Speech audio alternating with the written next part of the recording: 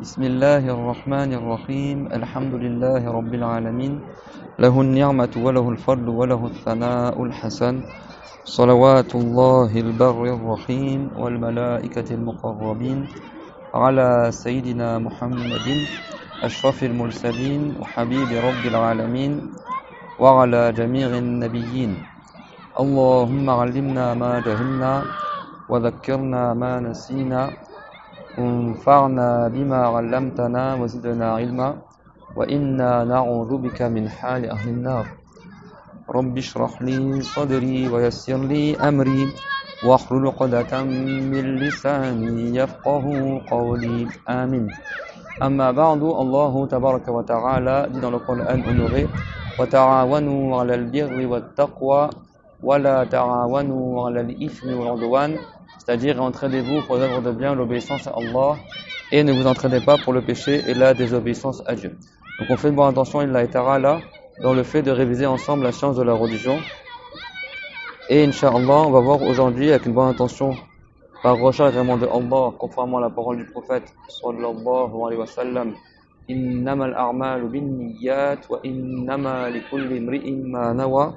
C'est-à-dire, certes, les bonnes œuvres ne valent que par les intentions, et certes, chaque personne a pour elle, c'est pourquoi elle a fait l'intention.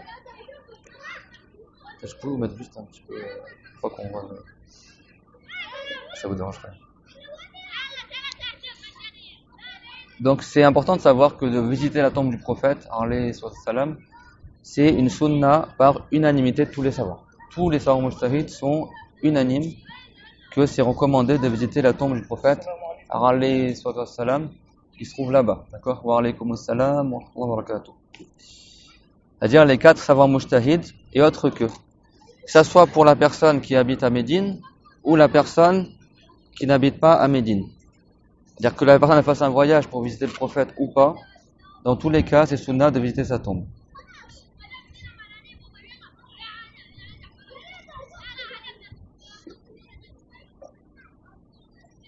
Que ce soit pour les gens qui habitent à Médine ou les gens qui viennent de loin pour prendre comme destination la tombe du prophète sallallahu alayhi wa sallam. Et visiter la tombe du prophète alayhi salam, c'est parmi les actes d'adoration qui comportent beaucoup de récompenses. L'adoration à Allah, bien sûr, mais des actes qui nous rapprochent de Dieu, qui nous donnent, qui sont des causes pour l'agrément de Allah azza wa jal.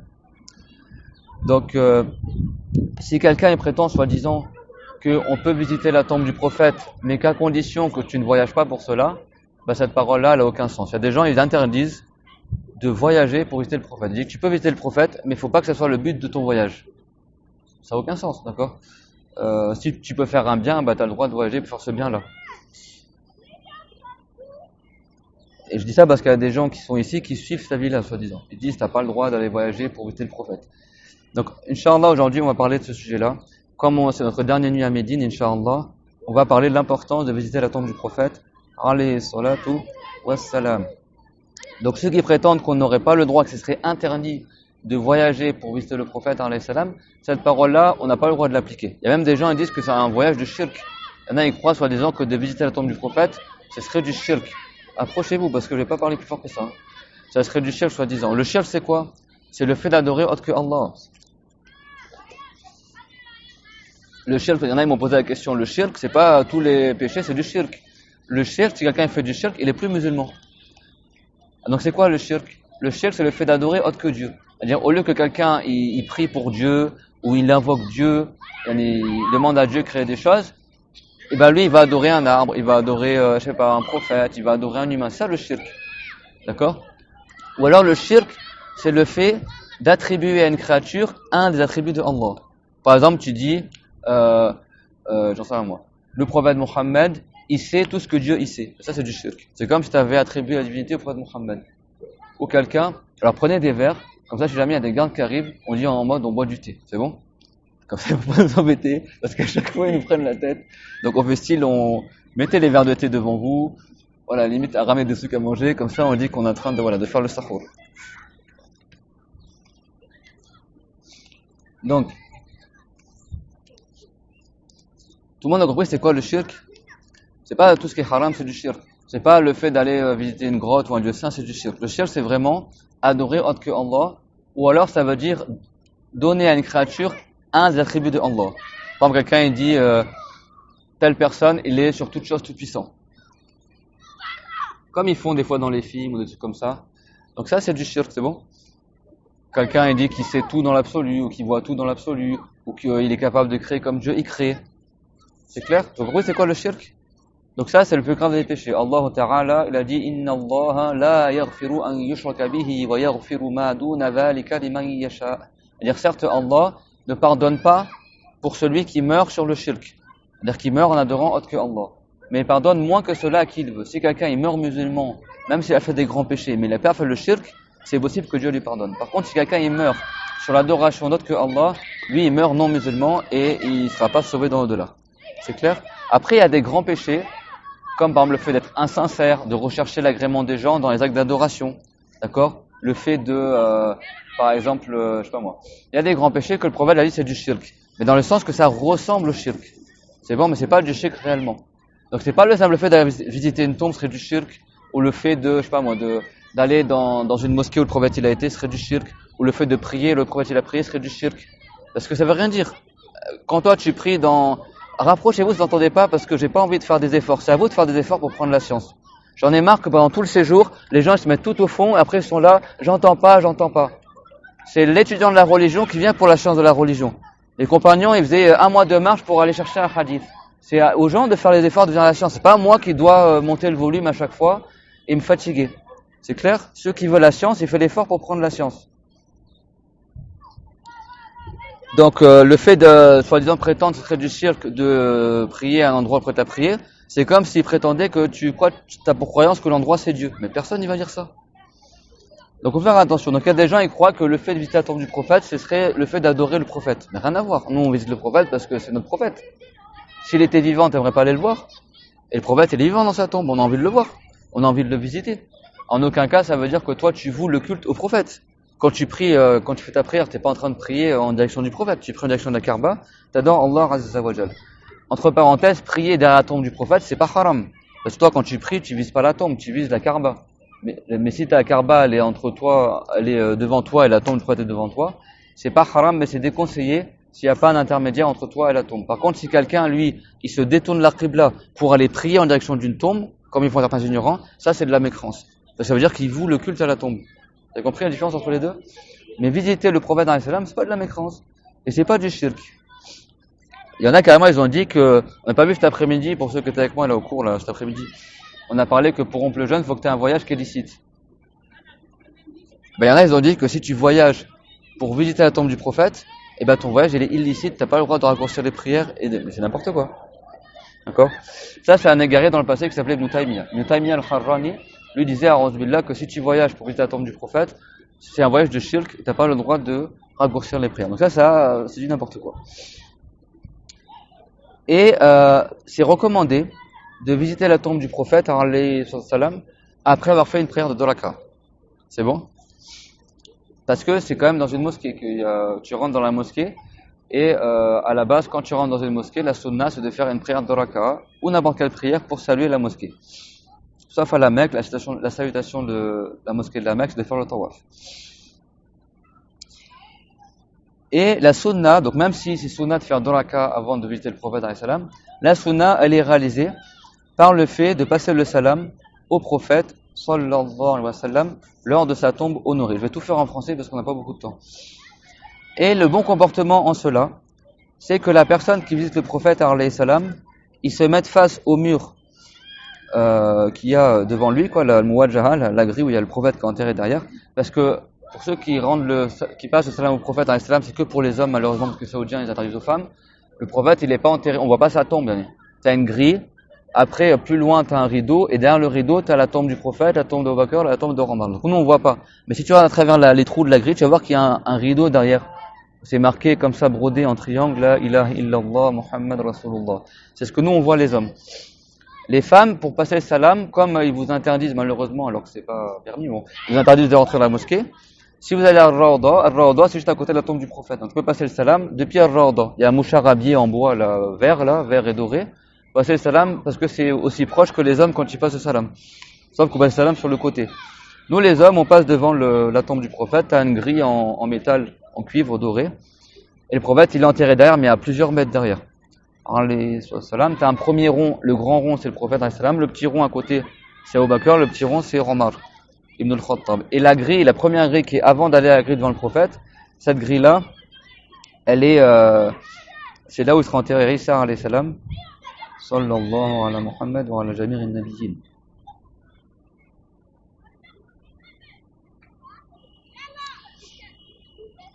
Donc là, il y a 3 tombes. Quand tu visites la tombe du prophète, alayhi salam, donc, tu arrives comme ça, c'est bon, de ce côté-là. Enfin, tu arrives plutôt, les tombes, elles sont comme ça, la direction de la Qibla, c'est bon? La Qibla, elle est comme ça. Donc, quand tu arrives ici, donc tu passes le salam d'abord à la tombe du prophète, après tu te déplaces, tu passes le salam à la tombe de Bakr, après tu te déplaces, après tu passes le salam à la tombe de Omar. Il y a Omar, les Bakr, les prophètes dans leur tombe. Vous vous rappelez quand on était au puits de Al-Haris, on avait dit que c'était un jardin avant à côté de la mosquée de Quba. Et en fait, il y a une histoire comme ça où Abu Musa al-Ash'ari, qui était encore un enfant, il a dit aujourd'hui c'est moi qui vais être le portier pour le prophète, alayhi salam. Donc il s'est mis tout content, il s'est mis à la porte du jardin. Et le prophète, il était assis sur le puits de Haris, qui est un puits que les Saoudiens ils ont rasé malheureusement. Il était assis au banc du puits et il a mis ses pieds dans l'eau. Et quelqu'un il commence à vouloir entrer dans le jardin. Donc vite, Abu Musa il dit c'est qui? Abu Bakr il dit bah c'est Abu Bakr as-Siddiq. Donc après il va voir le prophète, Ya Rasulallah, il y a Abu Bakr as-Siddiq qui est à la porte, il veut rentrer. Il a dit fais-le rentrer et annonce-lui la bonne nouvelle du paradis. Donc Abu Bakr il rentre, il se met à la droite du prophète alayhi salam et il met ses pieds dans l'eau. Après il y a un autre compagnon qui veut rentrer. Donc Abu Musa il retourne à la porte. Qui c'est qui veut rentrer? C'est Omar ibn al-Khattab. Donc après il va voir le prophète, il dit attends reste ici. Il va voir le prophète, Ya Rasulallah, alors c'était un enfant. Ya Rasulallah, il y a Omar qui est à la porte du jardin et veut rentrer. Est-ce que je le fais rentrer? Et le prophète alayhi salam il a dit oui, fais-le rentrer et annonce-lui la bonne nouvelle du paradis. Donc Omar il rentre. Et il se met sur le puits, à côté, donc il y avait le prophète, Abu Bakr, et Omar il s'assied à côté de Abu Bakr as-Siddiq et met ses pieds dans le puits. Après, il y a un autre compagnon qui veut rentrer, donc Abu Musa al-Ash'ari retourne à la porte. C'est qui? C'est Othman ibn Affan, donc il retourne voir le prophète, alayhi salam, Ya Rasulallah, il y a Othman ibn Affan qui veut rentrer dans le jardin. Est-ce que je le fais rentrer? Et le prophète, alayhi salam, il a dit Naram, wa bashirhu bil jannah, ala balwa tusibuhu. Il a dit oui, mais annonce la bonne nouvelle du paradis comme les autres, mais lui il aura une épreuve qui va l'attendre. C'est que Othman il est mort martyr, c'est les musulmans qui l'ont assassiné. Et c'est à partir de ce moment-là que les guerres ont commencé parmi les musulmans. C'est pour ça que dans les hadiths, c'est rapporté que dans les signes de la fin du monde, il y aura une porte qui va empêcher les fitnas dans la communauté. Et c'était un compagnon qui s'appelait Hudhayfa ibn al-Yaman, qui lui, il avait entendu ce hadith-là du prophète, alayhi salam. Et Omar, il lui demande à Hudhayfa devant les compagnons, etc. Est-ce qu'il y aura il y a des corruptions qui vont se passer, etc. Il raconte le hadith. Et Hudhayfa, il dit à Omar, il dit, mais toi, de toute façon, Omar, tu n'as rien à craindre de ces corruptions-là, des meurtres qui vont se passer à la fin du monde, etc. Et Omar et Hudhayfa, ils savent de quoi ils parlent. Il dit, de toute façon, mais toi, tu n'as rien à craindre de cette corruption-là. Et puis Omar, il dit, cette porte-là qui empêche les corruptions, il y a une porte entre cette période-là et la période d'après. Elle sera ouverte ou elle sera cassée? Et le compagnon dit, elle sera cassée. Et Omar il a dit, oui, c'est ça. Exactement, elle sera cassée. Et en fait, la porte, c'était Omar ibn al-Khattab. C'est-à-dire que tant qu'il était calife, en plus il était très fort, etc., il n'y avait pas toutes les guerres, etc. D'ailleurs, il y avait beaucoup de conquêtes à son époque, il y avait beaucoup de barakas, etc. Et c'est après le califat de Omar que Othman est devenu calife. Et Othman, c'était un très bon calife. Et il jouait avec sa bague, enfin il jouait entre guillemets, c'est pas ça, mais il voulait faire le wudu au pied de Haris, le même puits où le prophète était assis. Et tandis qu'il voulait faire le wudu, donc quand tu fais le wudu, tu enlèves sa bague, et il jouait avec sa bague, enfin il jouait, en arabe on dit yarba, c'est-à-dire qu'il manipulait sa bague comme ça au-dessus du puits, comme ça, et sans faire exprès, la bague elle est tombée dans le puits de Haris. Et pendant 3 jours, c'est quand il était calife, pendant 3 jours il a demandé aux compagnons de vider le puits, de chercher la bague, etc. Et ils l'ont pas trouvé. Et cette bague-là, c'est la bague du prophète Mohammed, alayhi salam, qui, avant de mourir, c'est Abu Bakr qui l'a récupérée. Après, Abu Bakr, il l'a confié à Omar. Et après, Omar, il l'a confié à Othman. Et dans cette bague-là, il y avait un secret. Et tant que les califes, ils avaient cette bague-là, il n'y a pas eu toutes les guerres qu'il y a eu après. Et après, quand Omar est décédé, Othman, après, il y a des gens, même parmi les compagnons du prophète, alayhi salam, ils ont fait une manipulation contre lui, un complot, et ils l'ont tué chez lui, devant sa femme et ses enfants. Et c'est à partir de ce moment-là qu'il y a eu la corruption. Parce qu'après la mort de Othman, c'est Ali qui est devenu calife. Et il y a des gens qui ont accusé l'imam Ali d'avoir fait tuer Othman. Et en fait, c'était pas vrai. Mais après, ça fait des guerres civiles, etc. C'était le début de la fin. Et c'était depuis le moment où Othman, il a perdu la bague dans le puits de Haris. Le puits de Haris. C'est bon? Et Othman, il est mort martyr. Il est mort martyr. Et donc Omar, c'était lui la porte qui empêchait cela. Et donc quand Omar il a dit, en sachant la réponse bien sûr, il a dit cette porte-là, elle sera ouverte ou elle sera cassée. Et Hudayfa ibn Yaman a dit, bah elle sera cassée, comme tu sais, parce que toi elle la porte. Ça veut dire que Omar il sera tué aussi. D'accord, il est mort martyr Omar. Il est mort martyr, c'est Abu Lu'la al-Majusi. Quand Omar il voulait faire la prière à Médine, la prière du Soubor, un homme il s'est faufilé parmi les rangs de la rangée, un non-musulman qui était un Masdéen, Abu Lu'luha, il est venu avec un couteau empoisonné et il a poignardé Omar dans le ventre.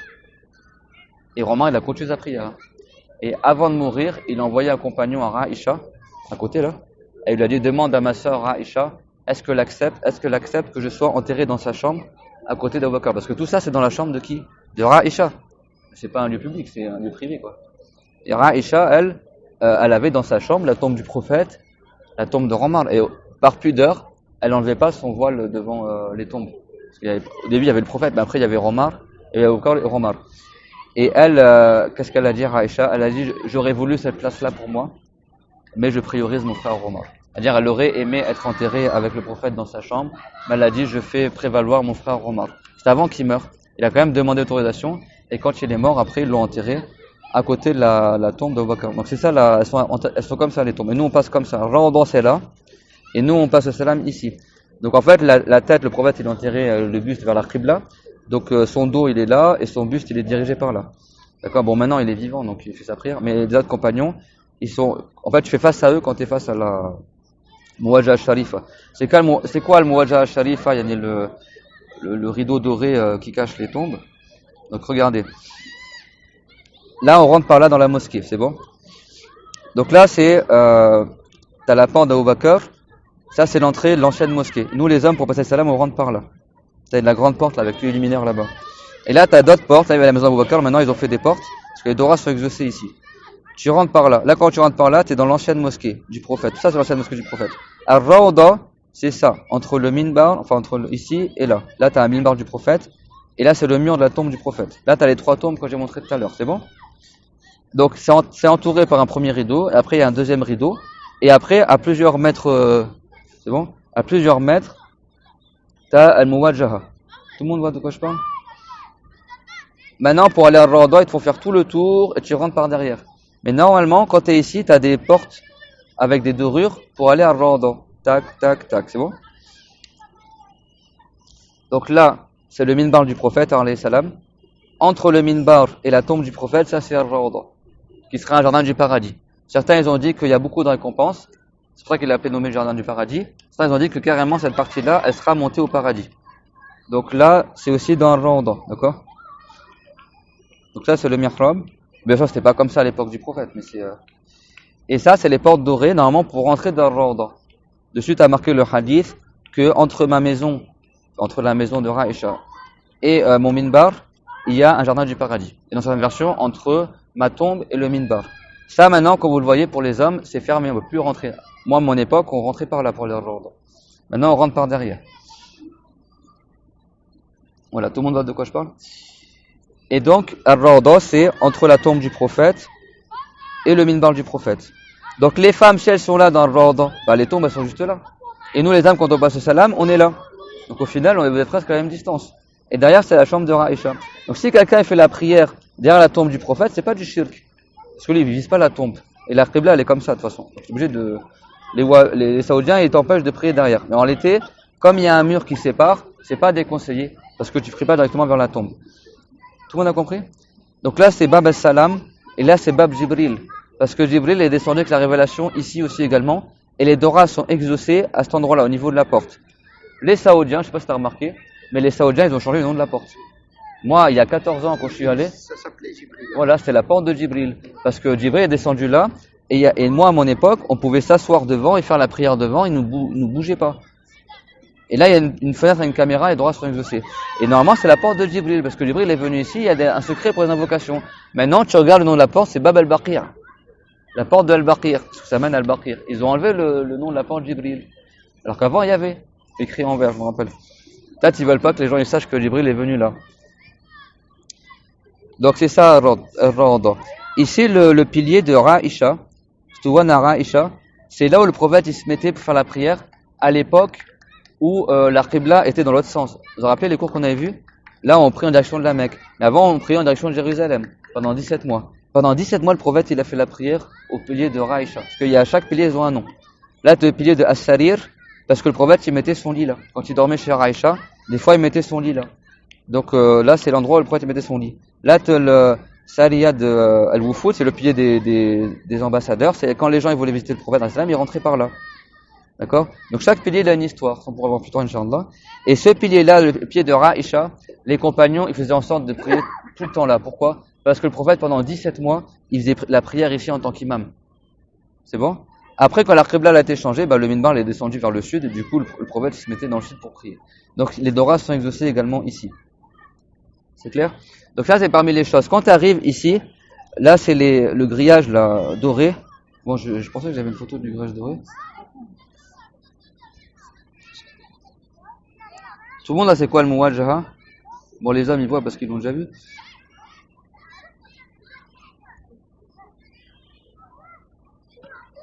Le grillage doré, en fait, t'as trois colonnes, en fait, trois tranches,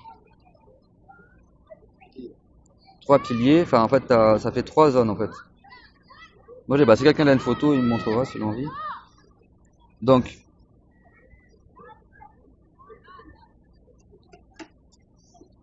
parce que Isa alayhi salam, également, il va venir visiter le prophète alayhi salam. Il va lui passer le salam. Quand il fera le hajj ou la umrah, quand il reviendra sur terre, alayhi salam, il va il va voyager, donc c'est pas du shirk, il va voyager pour aller voir le prophète alayhi salam et lui passer le salam. Et Isa, après, il va vivre, donc il est monté au ciel à 33 ans. Là, il a plus de 1000 ans, hein, donc voilà, il a 2000 ans quasiment. Mais il a toujours l'apparence de quelqu'un de 33 ans. Quand il va redescendre sur terre, il va redescendre habillé comme les pèlerins dans le Hajj, avec un tissu autour de la taille et un tissu sur les épaules. Il va descendre avec deux anges, sans qu'il le porte. Il va voler tout seul, mais il y aura deux anges pour l'escorter, pour l'honorer. Il va descendre sur terre à Damas, près de l'aéroport de Damas. Et c'est pas la mosquée de Damas, c'est près de l'aéroport de Damas. On voit comme ça, s'il y a des caméras qui nous surveillent, on va dire qu'on fait un sarfou. Et il va vivre sur terre 40 ans. Donc il a plus de 1000 ans, mais son âge physique c'est 33 ans, plus 40 ans. Il va mourir à peu près à l'âge de 70 ans physiquement, même s'il est beaucoup plus âgé. Il va se marier avec une femme arabe qui descend du prophète Mohammed alayhi salam, et c'est rapporté dans le hadith qu'il aura des enfants. Et il va gouverner sur la terre pendant 40 ans, après il va mourir, et quand il va mourir, il sera enterré également dans la chambre de Raïcha. C'est bon? Donc la chambre de Raïcha, c'est le carré qui est là. Le prophète Mohammed, il est enterré là. C'est bon? Abu Bakr, il est enterré là. Et Romain, il est enterré là. Isa alayhi salam, il sera enterré ici. Donc vous avez vu les frères quand tu arrives là, devant la grille dorée. La grille dorée, c'est tout ça. T'as Rawda, etc. D'accord? Tu vois... Donc, on passe là, etc. T'as des piliers. Et t'as un premier grillage doré où il n'y a rien derrière. Et après, t'as le grillage doré où t'as le gros rond pour le prophète Mohammed, le petit rond pour Abu Bakr, le petit rond pour Omar. Et après, tu sors. Donc, quand tu arrives ici, là, au tout début, quand tu arrives à Al-Muwajjaha, la grille dorée, et ben là, il y a un secret pour les invocations.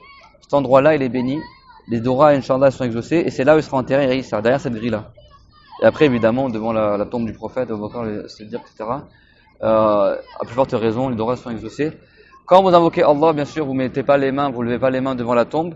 Pas parce que c'est interdit, mais parce que les gardes qui surveillent la tombe, ils vont vous déclarer mécréant directement. Et nous, on n'a pas le droit d'aider les gens à la mécréance. Voilà, ta'awanu alal ismi wal udwan. Eux, là, les Saoudiens, là, s'ils te voient faire une dora ou toucher la grille, direct, ils disent shirk akbar istaghfir. Moi, j'ai de mes propres yeux, wallah al-azim, j'ai vu un Indonésien qui a essayé de toucher la grille, il l'a même pas touché. Hein. Il l'a effleuré, c'était il y a 14 ans, il est à côté de moi à ma droite. Direct, le gars l'a dit, a'udhu billah shirkun akbar istaghfir. Le shirk qu'on avait, c'est quoi au début du cours? Il a dit que soi-disant, il a mécru ceux qui étaient là au début du cours. Ceux qui viennent en retard, ils ont manqué ce sujet-là. C'est quoi le shirk? C'est le fait d'adorer autre que Allah. Il a déclaré mécréant devant moi juste parce qu'il a essayé de toucher la grille. Et en plus, ils savent même pas que si quelqu'un sort de l'islam, normalement, il doit dire au témoignage. C'est pas, il dit astaghfirullah. Il a dit astaghfir, soi-disant. Donc nous, on va pas provoquer les Saoudiens pour nous déclarer mécréants. C'est pas t'arrives, t'essayes de toucher la grille, tu lances ton châle ou tu fais des doras comme ça. Moi, qu'est-ce que je fais? J'arrive comme ça, je fais, tu sais, comme tu fais le mec qui comprend rien, tu sais, comme, je fais comme ça, salam alaikum, puis je reste comme ça avec la main levée. Comme ça, ils croient que je fais que passer le salam. En fait, je suis en train d'invoquer contre eux et d'invoquer pour la communauté. Faut pas hésiter à invoquer contre eux, hein. Parce que eux, pourquoi ils interdisent d'invoquer? Parce qu'ils ont peur que tu invoques contre eux, parce qu'ils savent que les invocations sont exaucées auprès des tombes. Et comme ils n'ont pas envie qu'on invoque contre eux, parce qu'ils savent que c'est exaucé, tu dis non, c'est du shirk, faut pas invoquer, etc. Donc nous, on invoque contre eux. Mais tu fais d'une manière discrète. Tu fais style, je sais pas moi, t'as perdu un stylo, ou ça. Moi, je suis comme ça, je fais style, je passe le salam. Donc pour eux, ils croient que tu es en train de passer le salam en continu, en fait, tu es en train d'invoquer. Mais c'est pas, t'arrives, tu fais ça. C'est bon, c'est pas interdit de faire ça à la base, hein. L'imam Malik, à son époque, il y a un homme qui est venu le voir. Il lui a dit, oh, ya Aba Abdillah, et il lui a dit, si je vais invoquer, je me mets en direction de la Qibla ou en direction de la tombe du prophète? Parce que la tombe du prophète, elle est opposée à la Qibla. Si tu fais face au prophète, t'es dos à la Qibla. Si tu vas à la Qibla, t'es dos au prophète. Qu'est-ce qu'a dit l'imam Malik? Il a dit, mais tu te fais face à la tombe du prophète. Sallallahu alayhi wa sallam. Il a dit, le prophète, alayhi salam, quand Adam, il a fait le péché au paradis, il a invoqué Allah par le degré du prophète Muhammad, alayhi salam, pour qu'il soit pardonné. Et quand Allah, il a révélé à Adam, ok, fa'arafta Muhammadan wa lam akhluqhu ba'd. Comment as-tu connu Muhammad alors que je l'ai pas encore créé? Et il a dit, quand tu as insufflé dans mon corps l'âme, bien sûr, c'est l'ange qui transmet la parole de Allah à Adam, parce que la parole de Dieu, c'est pas un son d'être une langue. Et Adam a dit, quand tu m'as créé et que tu as insufflé dans mon corps l'âme, et qu'il a éternué, il a dit, alhamdoulilah, vous connaissez l'histoire? Il a dit, j'ai levé la tête vers le ciel. Et au-dessus du paradis, il y a quoi? Le trône. Et sur chacun des pieds du trône, c'est marqué, la ilaha illallah, Muhammad Rasulullah. Depuis l'époque, avant même que les humains existent sur terre, quand Adam venait d'être créé au paradis, parce que Adam, il a vécu 120 ans au paradis. C'est bon? On va te préserver, ma soeur. Franchement, le thé, ça m'aide. Ouais. Ouais. Ouais. De lever la main?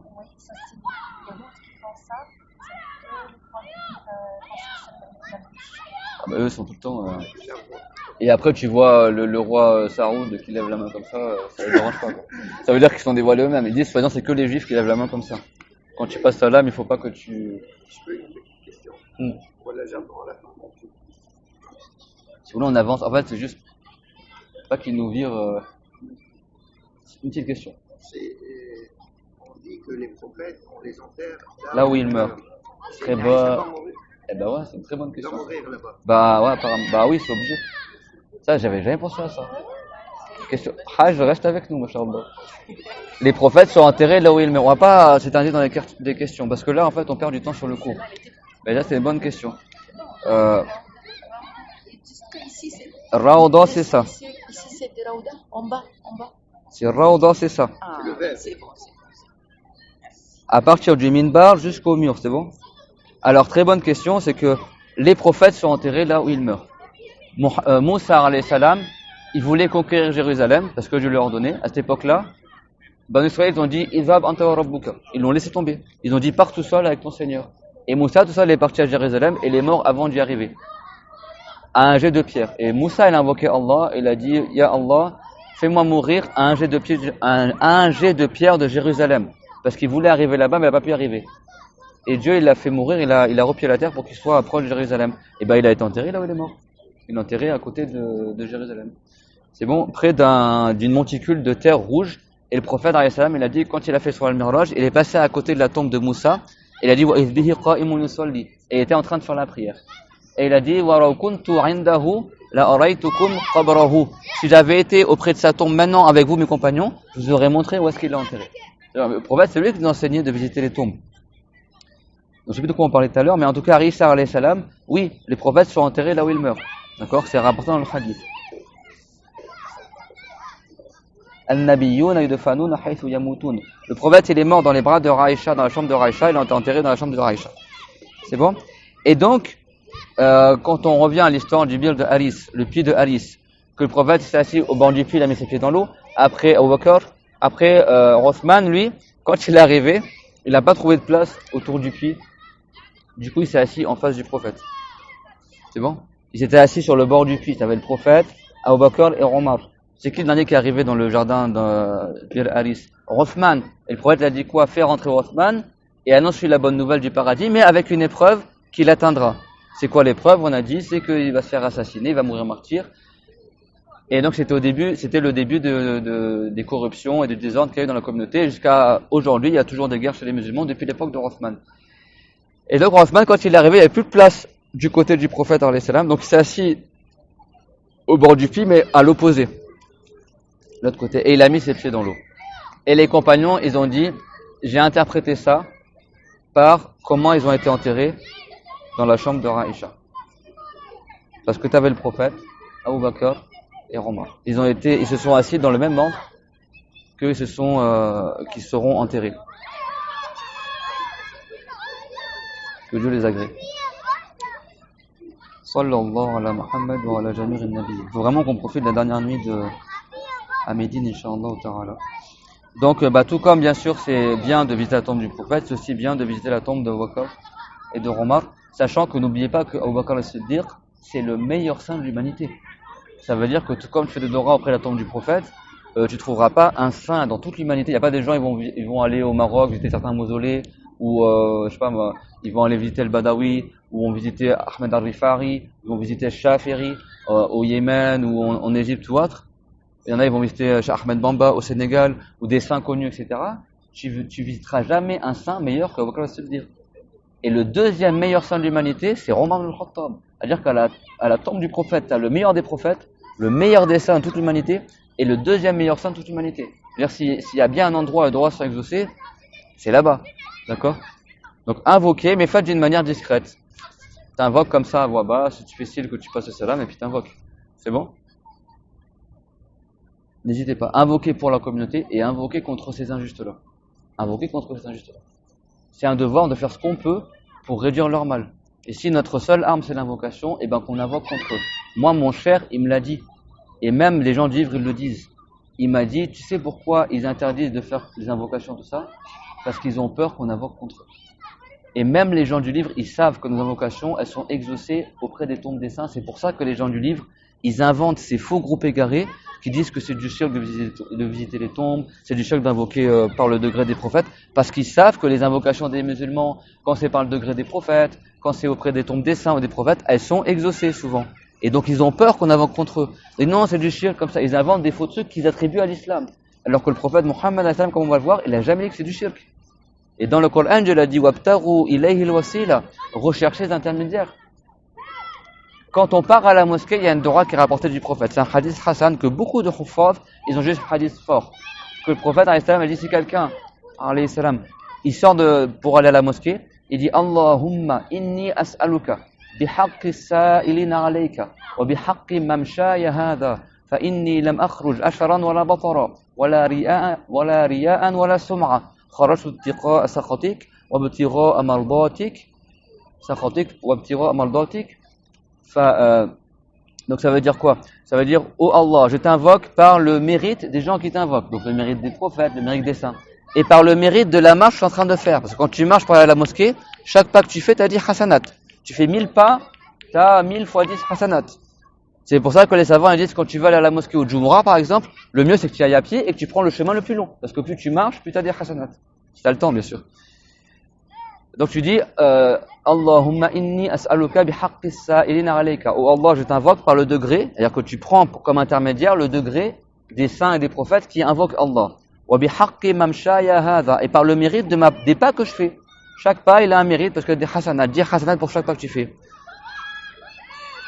Wa bihaqqi mamshaya hadha, fa inni lam akhruj asharan wala batara. Certes, je suis pas sorti de chez moi pour faire le fier, ni pour être insincère. Je suis sorti pour avoir ton agrément et pour éviter ton châtiment. Alors pardonne-moi, car certes personne autre que toi ne pardonne les péchés. Ça c'est grosso modo la droite que tu fais. Quand tu vas à la mosquée, quand tu marches à la mosquée, tu dis ça. D'accord? En marchant. Le prophète, alayhi salam, il a dit, il y a environ 70 000 anges qui sortent avec toi, et Allah t'accorde son agrément. C'est un grand bienfait. Et c'est un hadith que beaucoup trop forts, ils ont jugé Hassan, un hadith fort. Et dedans, tu invoques Allah par le mérite des gens qui invoquent Allah, et par même le mérite de la marche que tu fais. Donc si tu as le droit d'invoquer par le mérite de ta marche, à plus forte raison, tu as le droit d'invoquer par le mérite du prophète, qui est meilleur que nous-mêmes, qui est meilleur que nos prières, que la meilleure des créatures. Alayhi salam. Également, sallallahu alayhi wa Muhammad wa ala jami'in nabiyyin, également le prophète alayhi salam nous a enseigné, il y avait un aveugle à son époque, qui a dit au prophète alayhi salam, je suis aveugle, c'est difficile pour moi d'aller faire la prière à la mosquée, etc., parce que je dois traverser une rivière. Et donc, voilà, j'ai personne pour ou alors il a dit je suis aveugle et c'est difficile pour moi d'aller à la mosquée ou de sortir parce que j'ai personne qui m'aide à marcher dans la rue. Il a dit au prophète alayhi salam, invoque Allah pour moi pour que Dieu me rende la vue. Et vous savez, quand tu es malade, ça arrivait plusieurs fois que des compagnons qui étaient malades ont demandé au prophète alayhi salam d'invoquer pour eux la guérison. Et le prophète, qu'est-ce qu'il disait? Il disait soit tu patientes et tu auras le paradis, ou soit on invoque pour toi. Parce que souvent, c'est un bien d'être malade. Et des fois, c'est une cause pour que tu ailles au paradis. Il y avait une femme qui avait des crises d'épilepsie. Elle faisait des crises, des fois, elle perdait ses moyens. Et elle avait honte, elle voulait guérir. Et elle allait voir le prophète, alayhi salam. Elle dit, ya Rasulallah, demande à Allah. Donc c'est ça que demander intermédiaire. Parce que quand tu demandes par le degré du prophète, quand tu vas à la tombe du prophète, c'est-à-dire que tu demandes au prophète d'invoquer Allah pour toi. C'est pas t'invoques le prophète, c'est pas t'adores le prophète. C'est tu demandes au prophète d'invoquer pour toi. Et le prophète, il est vivant. Tout comme durant son vivant, les compagnons demandaient des invocations au prophète, après sa mort, il est toujours vivant, on peut toujours le faire. Sauf que si tu le fais à droite, là, ils vont déclarer mécran. Cette femme-là a demandé au prophète. Regardez l'intelligence du prophète, comment il nous montre le mieux pour nous. Donc cette femme-là a demandé. Le prophète, qu'est-ce qu'il a dit? Il a dit, Inchiti sabarti, wala hisab alayki, wa inchiti da'otu laki. Il a dit, si tu veux, tu patientes sur ta maladie, et tu n'auras pas de rendement des comptes difficile. C'est-à-dire que tu iras au paradis sans châtiment, grâce à ta patience sur la maladie. Elle a dit, et si tu veux, j'invoque Allah pour ta guérison. Et qu'est-ce qu'elle a dit, la femme? Elle dit, dans ce cas-là, je patiente et je n'aurai pas de jugement. Quand on dit tu n'auras pas de hisab, ça veut dire qu'elle ne sera pas interrogée du tout. Ça veut dire ce sera facile, elle ne sera pas châtiée. Mais qu'est-ce qu'elle a dit? Elle a dit, mais juste invoque, lakin udrullah li an la atakashaf. Elle dit juste, parce que moi, quand j'ai mes crises d'épilepsie, j'ai des spasmes comme ça, et des fois, il y a mon foulard qui bouge, et elle craignait qu'on voit sa zone de pudeur. Donc elle a juste dit, demande pas que je sois guéri, mais juste invoque Allah pour que quand j'ai mes crises, on voit pas ma zone de pudeur, juste. Hein, comme elle était pudique. Et elle a pas demandé qu'elle soit guérie. À l'époque où le prophète, il a fait sa mosquée ici à Médine, il y a des compagnons qui habitaient loin de la mosquée.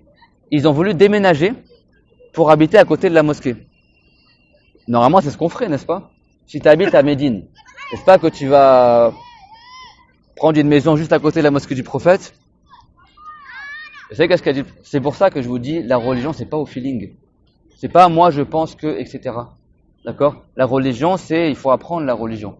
Le compagnon, il a commencé à vouloir déménager. Et le prophète, il a dit quoi? Il a dit, mais qu'est-ce qu'ils font votre famille? Pourquoi vous habitiez loin de la mosquée? Ils ont dit, nous, on veut habiter proche de chez toi. Et le prophète, il a dit, mais, dans le sens, hein. Il a dit, mais, plus tu habites loin de la mosquée, plus tu as des récompenses dans tes pas pour venir à la mosquée. Et il a dit, si seulement vous saviez les récompenses que vous avez. Il a dit, ne déménagez pas. Restez loin, comme ça vous avez beaucoup de récompenses à venir. Vous avez vu quand tu apprends, comment c'est pas comme toi tu penses? Le prophète a dit, il vaut mieux que vous restiez, habitez loin, comme ça vous avez des hasanat à venir à pied. Surtout le vendredi. Au point que les savants, ils ont dit, si tu as deux chemins, un court et un long, tu prends le long. Et les compagnons du prophète, ici, quand ils faisaient la prière du soubor, et après le soubor, ils partaient à la mosquée. Sans manger. Et ils restaient à la mosquée jusqu'à la prière du vendredi. Après, ils faisaient le Jumu'ah, et après le Jumu'ah, ils rentraient chez eux pour manger. Parce que plus tu viens tôt au Jumu'ah, plus tu as de récompense. Lui, ils partaient carrément après le soubor. Franchement, c'est magnifique de parler de ça, alors qu'on est dans la ville où ça s'est passé. Là, on est assis, là où le prophète, il a marché, les compagnons ont marché. Bon, il y avait des quartiers ici avant, mais Allah Alam, Imam Malik, je crois que c'est Imam Malik, qui marchait pieds nus à Médine, il voulait pas mettre de sandales, il disait peut-être je vais mettre le pied là où le prophète, il a marché. C'est ça, les gens qui ont la chance. Et donc, cet aveugle-là, il a demandé aussi au prophète, faut suivre avec moi, faut rester connecté. Il a dit, voilà, je suis aveugle, et il y a personne, c'est difficile pour moi de plus voir, et il y a personne qui m'aide à marcher. Et donc le prophète, alayhi salam, il lui a dit, alors pars à l'endroit pour faire le wudu, tu fais les ablutions et tu fais 2 rakas. Et après ces 2 rakas sunnah, tu dis les mots que je vais t'enseigner ici. Tu dis Allahumma inni as'aluka wa atawajjahu ilayka bi nabiyyika Muhammadin nabiyyir rahma. Ya Muhammad, inni atawajjahu bika ila Allah fi hajati lituqadali. Tu dis, donc en traduction en français, ô Allah, je t'invoque par le mérite de ton prophète Muhammad, le prophète de la miséricorde. Et après tu dis, ô Muhammad, t'appelles le prophète, je te prends comme intermédiaire pour invoquer Allah dans mon besoin pour qu'il soit rempli. Et après il a dit, et tu cites ce que tu veux. Et donc l'aveugle, il est parti, il a quitté l'assemblée, donc le prophète n'était pas avec lui, il est parti, il a fait le wudu, il a fait les 2 rakas sunnah, et après la prière, il a dit cela. Ô Allah, je t'invoque par le mérite du prophète alayhi salam. Et après il a dit, ô Muhammad, j'invoque Allah par ton mérite pour mon besoin pour que ça remplit. Qu'est-ce qu'il a dit le compagnon qui rapporte le hadith? Il s'appelle Rothman. Il a dit, fa wallahi ma tafarraqna wa ma tala bina al-majlis hatta 'ada ar-rajulu wa qad absar. Il a dit, par Allah, on s'est pas séparé de l'assemblée et l'assemblée elle n'a pas duré que la personne est revenue et il avait retrouvé la vue. Et il a dit quoi, Ya Muhammad? Pour eux, là, les Saoudiens, tu dis Ya Muhammad, ils te déclarent mécréant. Parce qu'ils considèrent que tu as adoré le prophète Muhammad. C'est ça que j'ai dit au début du cours, c'est quoi la définition du shirk? Le shirk, c'est le fait d'adorer autre que Allah. Quand tu dis Ya Muhammad, tu n'es pas en train d'adorer Muhammad. Qu'est-ce que c'est que ça? Quand ils ont fait la bataille de Yamama, à l'époque d'Abu Bakr, quand ils ont combattu ceux qui ont apostasié, leur slogan dans la bataille, c'était Wa Muhammada. Wa Muhammada, c'était au secours Muhammad. D'accord, même Ibn Taymiyyah, il rapporte dans son livre Al-Kalimut Tayyib de Abdullah, fils de Omar, que il avait son pied qui était, il y avait un homme, son pied, il était paralysé. Et le compagnon lui a dit, pour la barakade, pour une cause de guérison, t'as qu'à dire le nom de la personne que t'aimes le plus. Et la personne elle a dit Ya Muhammad. Et qu'est-ce qu'il a rapporté le compagnon? Il a dit il a dit son il a dit son pied il a guéri. C'est comme si quand tu défais le. Tu te rappelles qu'on a vu les chameaux là? Les chameaux, ils ont, c'est ce qu'ils mettent les Saoudiens, là, certains sur leur tête là. Ça là-bas, c'est le cerceau que tu mets dans le coude de la patte du chameau, comme ça il ne peut pas se lever. Parce que quand le chameau, ce qu'on appelle baraka en arabe, le chameau il a une patte avec elle se plie en 3 sa patte. Il a une manière de s'accroupir comme ça. Et en fait, les Arabes, pour pas que le chameau il se relève, comme il est accroupi comme ça, ils mettent une corde ici. Comme ça, le chameau il peut pas déplier sa patte. Parce qu'il est comme ça, ils mettent ce qu'on appelle la riqal. D'accord? Après, une fois un bédouin, il a décidé de le mettre sur la tête, puis après il a lancé la mode, et maintenant tous ils mettent ça sur la tête. C'est pas du tout sunna. Et maintenant ils font des fausses riqal. Maintenant ce que tu achètes là, c'est cousu, c'est pas mina. À la base, c'est vraiment pour le chameau. Et donc, quand tu enlèves la riqal du chameau, la riqal, comme ils disent certains, la riqal, le chameau après il va se relever.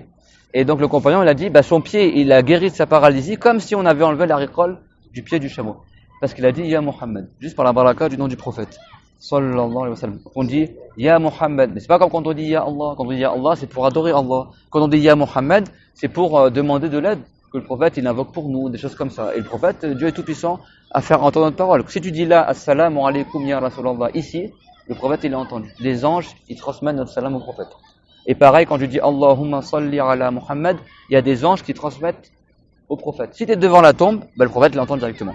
Si tu es loin, c'est les anges qui transmettent. Sallallahu ala Muhammad wa ala jami'in nabiyyin. La meilleure invocation pour le prophète Muhammad sallallahu alayhi wa sallam wa ala jami'in nabiyyin wa ali, c'est la salat al-ibrahimiyya. On l'a dit ensemble pour la baraka, le prophète est juste derrière. Allahumma salli ala Muhammadin wa ala ali Muhammad kama sallaita ala Ibrahim wa ala ali Ibrahim innaka hamidun majid. Allahumma barik ala Muhammad wa ala ali Muhammad kama barakta ala Ibrahim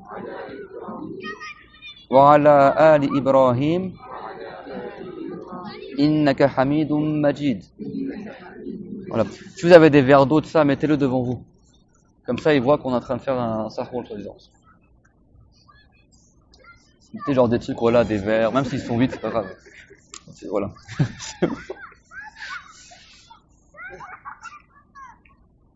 Ça, c'est la Umrah, je pense que tout le monde a vu comment ils sont les Saoudiens. Même les nouveaux qui n'ont pas appris, même les gens qui sont débutants, tout le monde a vu comment ils sont. Avec nous, là, le groupe, là. Tout le monde peut témoigner. Donc, on est devant la tombe du prophète, alayhi salam. Donc la sunna, c'est quoi? Le bon comportement. D'accord?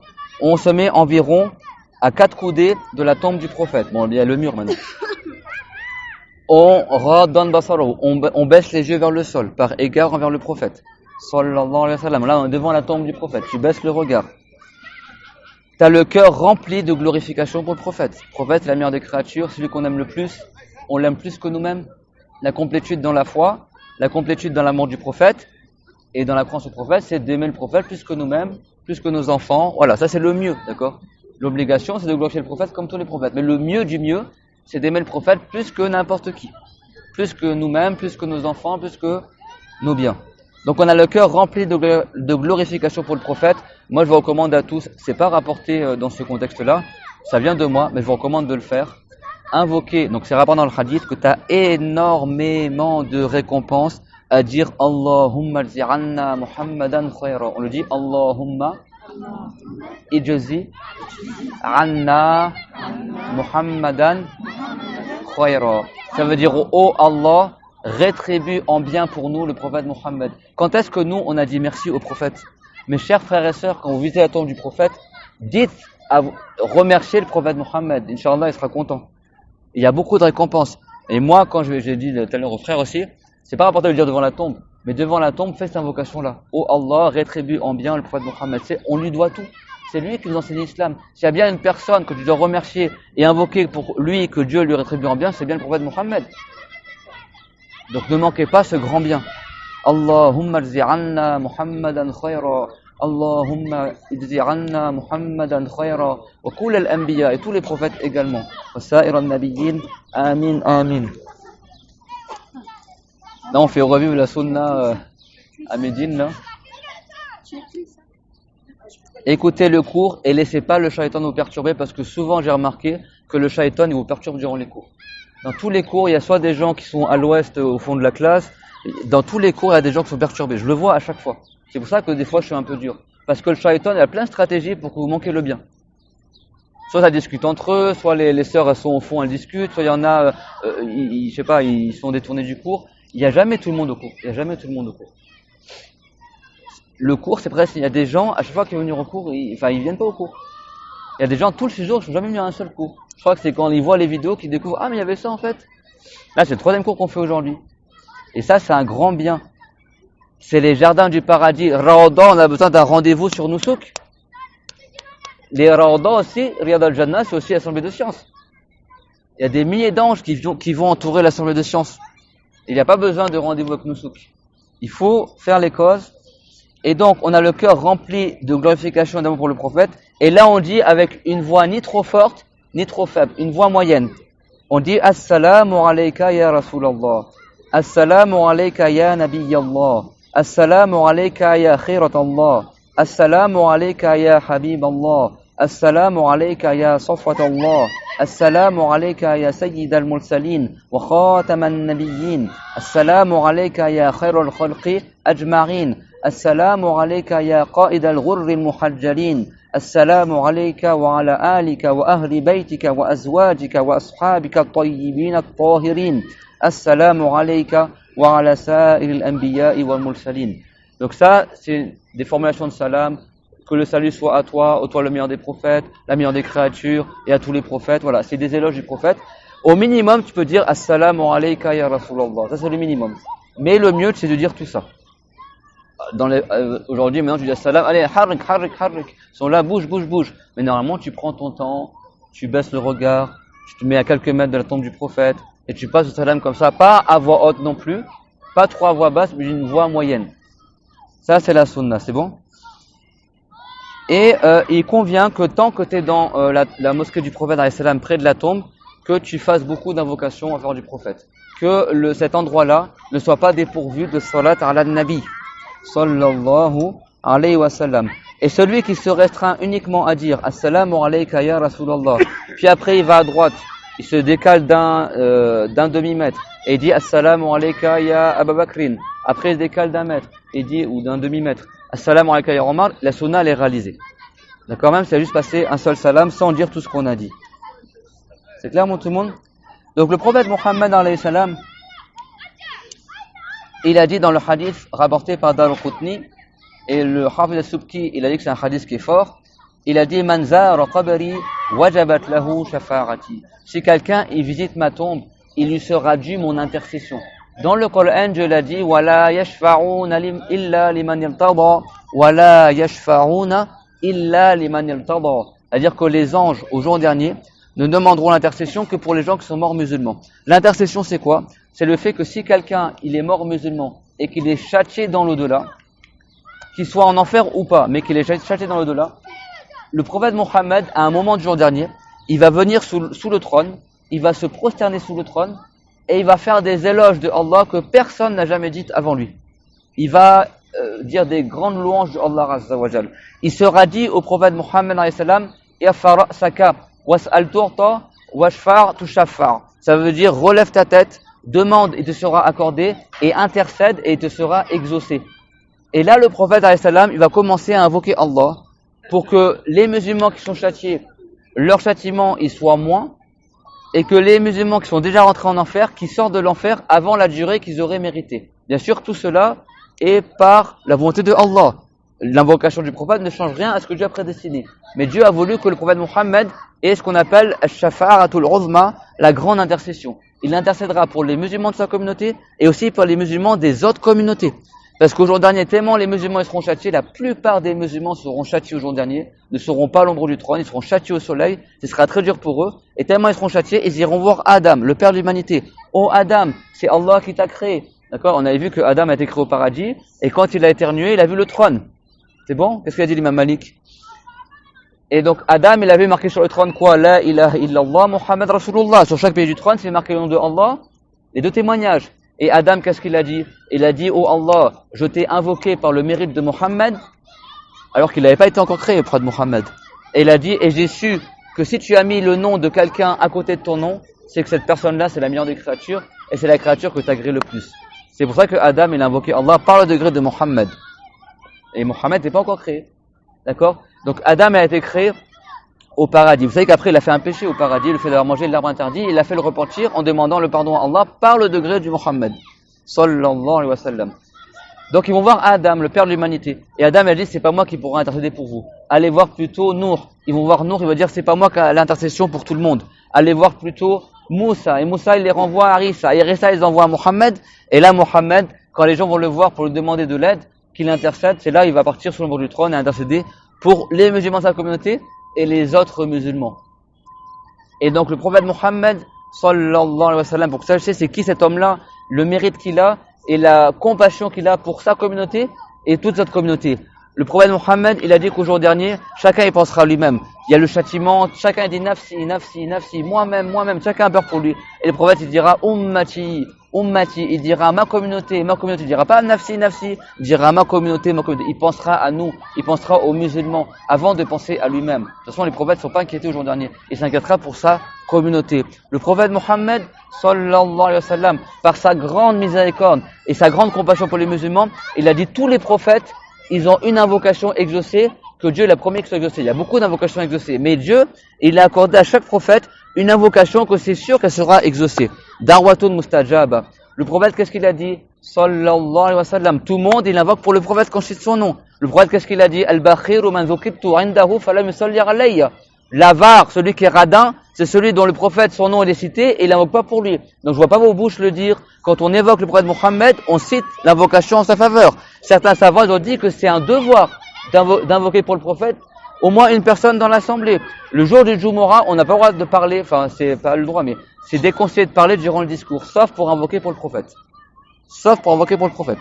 Tu écoutes le discours, mais quand le nom du prophète il est mentionné, tu invoques pour sa faveur. Sallallahu alayhi wa sallam. Il y a des gens, ils seront sauvés de l'enfer parce qu'ils ont invoqué pour le prophète Mohammed. Il y a des grands bienfaits, surtout à Médine, dans la ville du prophète Mohammed. Si c'est pas ici que tu invoques le prophète Mohammed, quand est-ce que tu vas invoquer pour le prophète Mohammed? Sallallahu alayhi wa sallam. Le rappel en réalité, il est pour moi parce que moi, je sais pas tout le temps que j'invoque beaucoup pour le prophète. Je fais quand je sais de son nom, mais il y en a, ils font du zikr. Et moi, je fais beaucoup de manquements dans le zikr. Que Dieu me guide, amin. Et donc, le prophète Mohammed, alayhi salam, il a dit, فَكُلُّهُمْ اسْتَعْجَلُوا دَعْوَتَهُمْ فِي الدُّنْيَا. Chaque prophète, il a utilisé son invocation exaucée dans le bas monde. Il a dit, وَأَنَا دَخَلْتُهَا لِلْآخِرَةِ شَفَاعَةً لِأُمَّتِي. Et moi, je l'ai réservé dans l'au-delà en tant qu'intercession pour ma communauté. C'est-à-dire que chaque prophète, Dieu lui a accordé une dora exaucée. Ils l'utilisent quand ils veulent. Soit pour telle chose ou telle chose ou telle chose.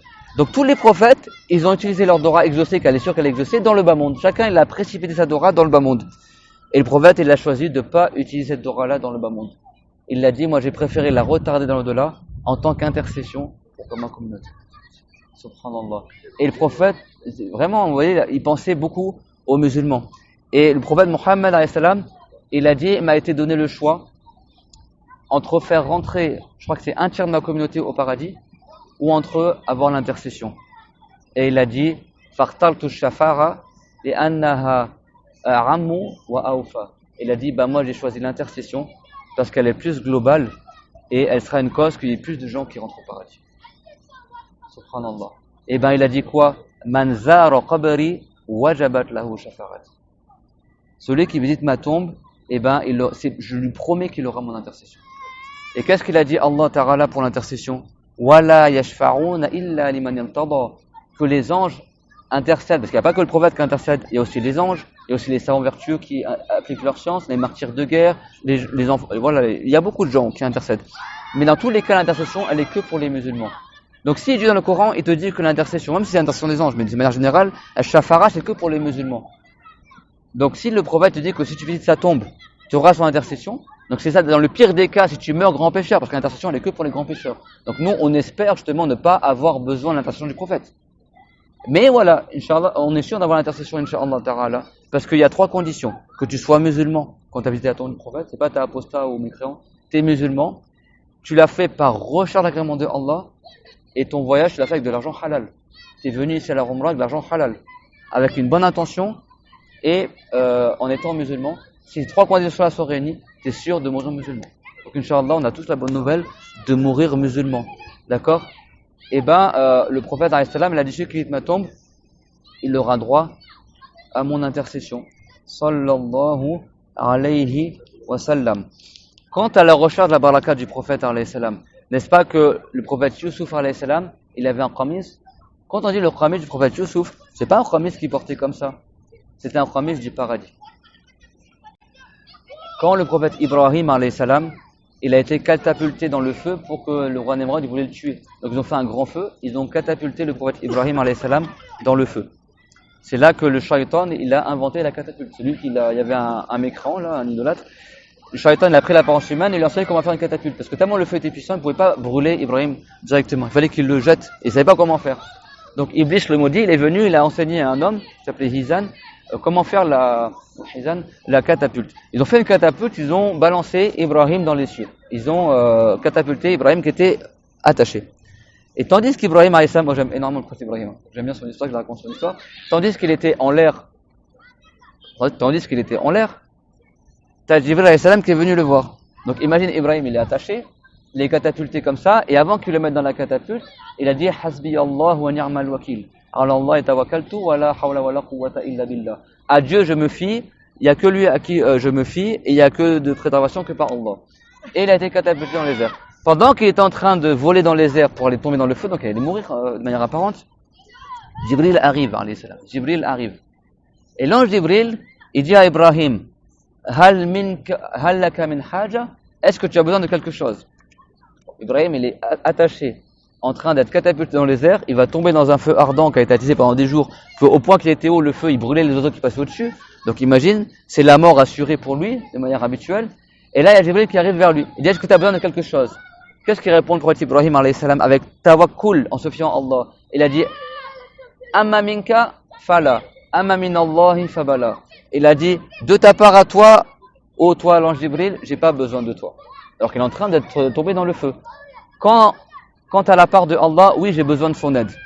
Ça veut pas dire que c'est haram de demander l'aide à Allah. Mais lui, tellement il se fiait à Allah, il voulait directement, pas prendre d'intermédiaire, mais se fier directement à Allah.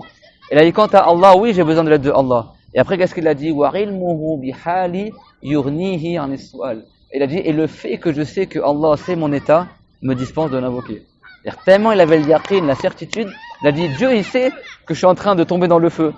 Et comme Dieu, il sait, ça me dispense de l'invoquer.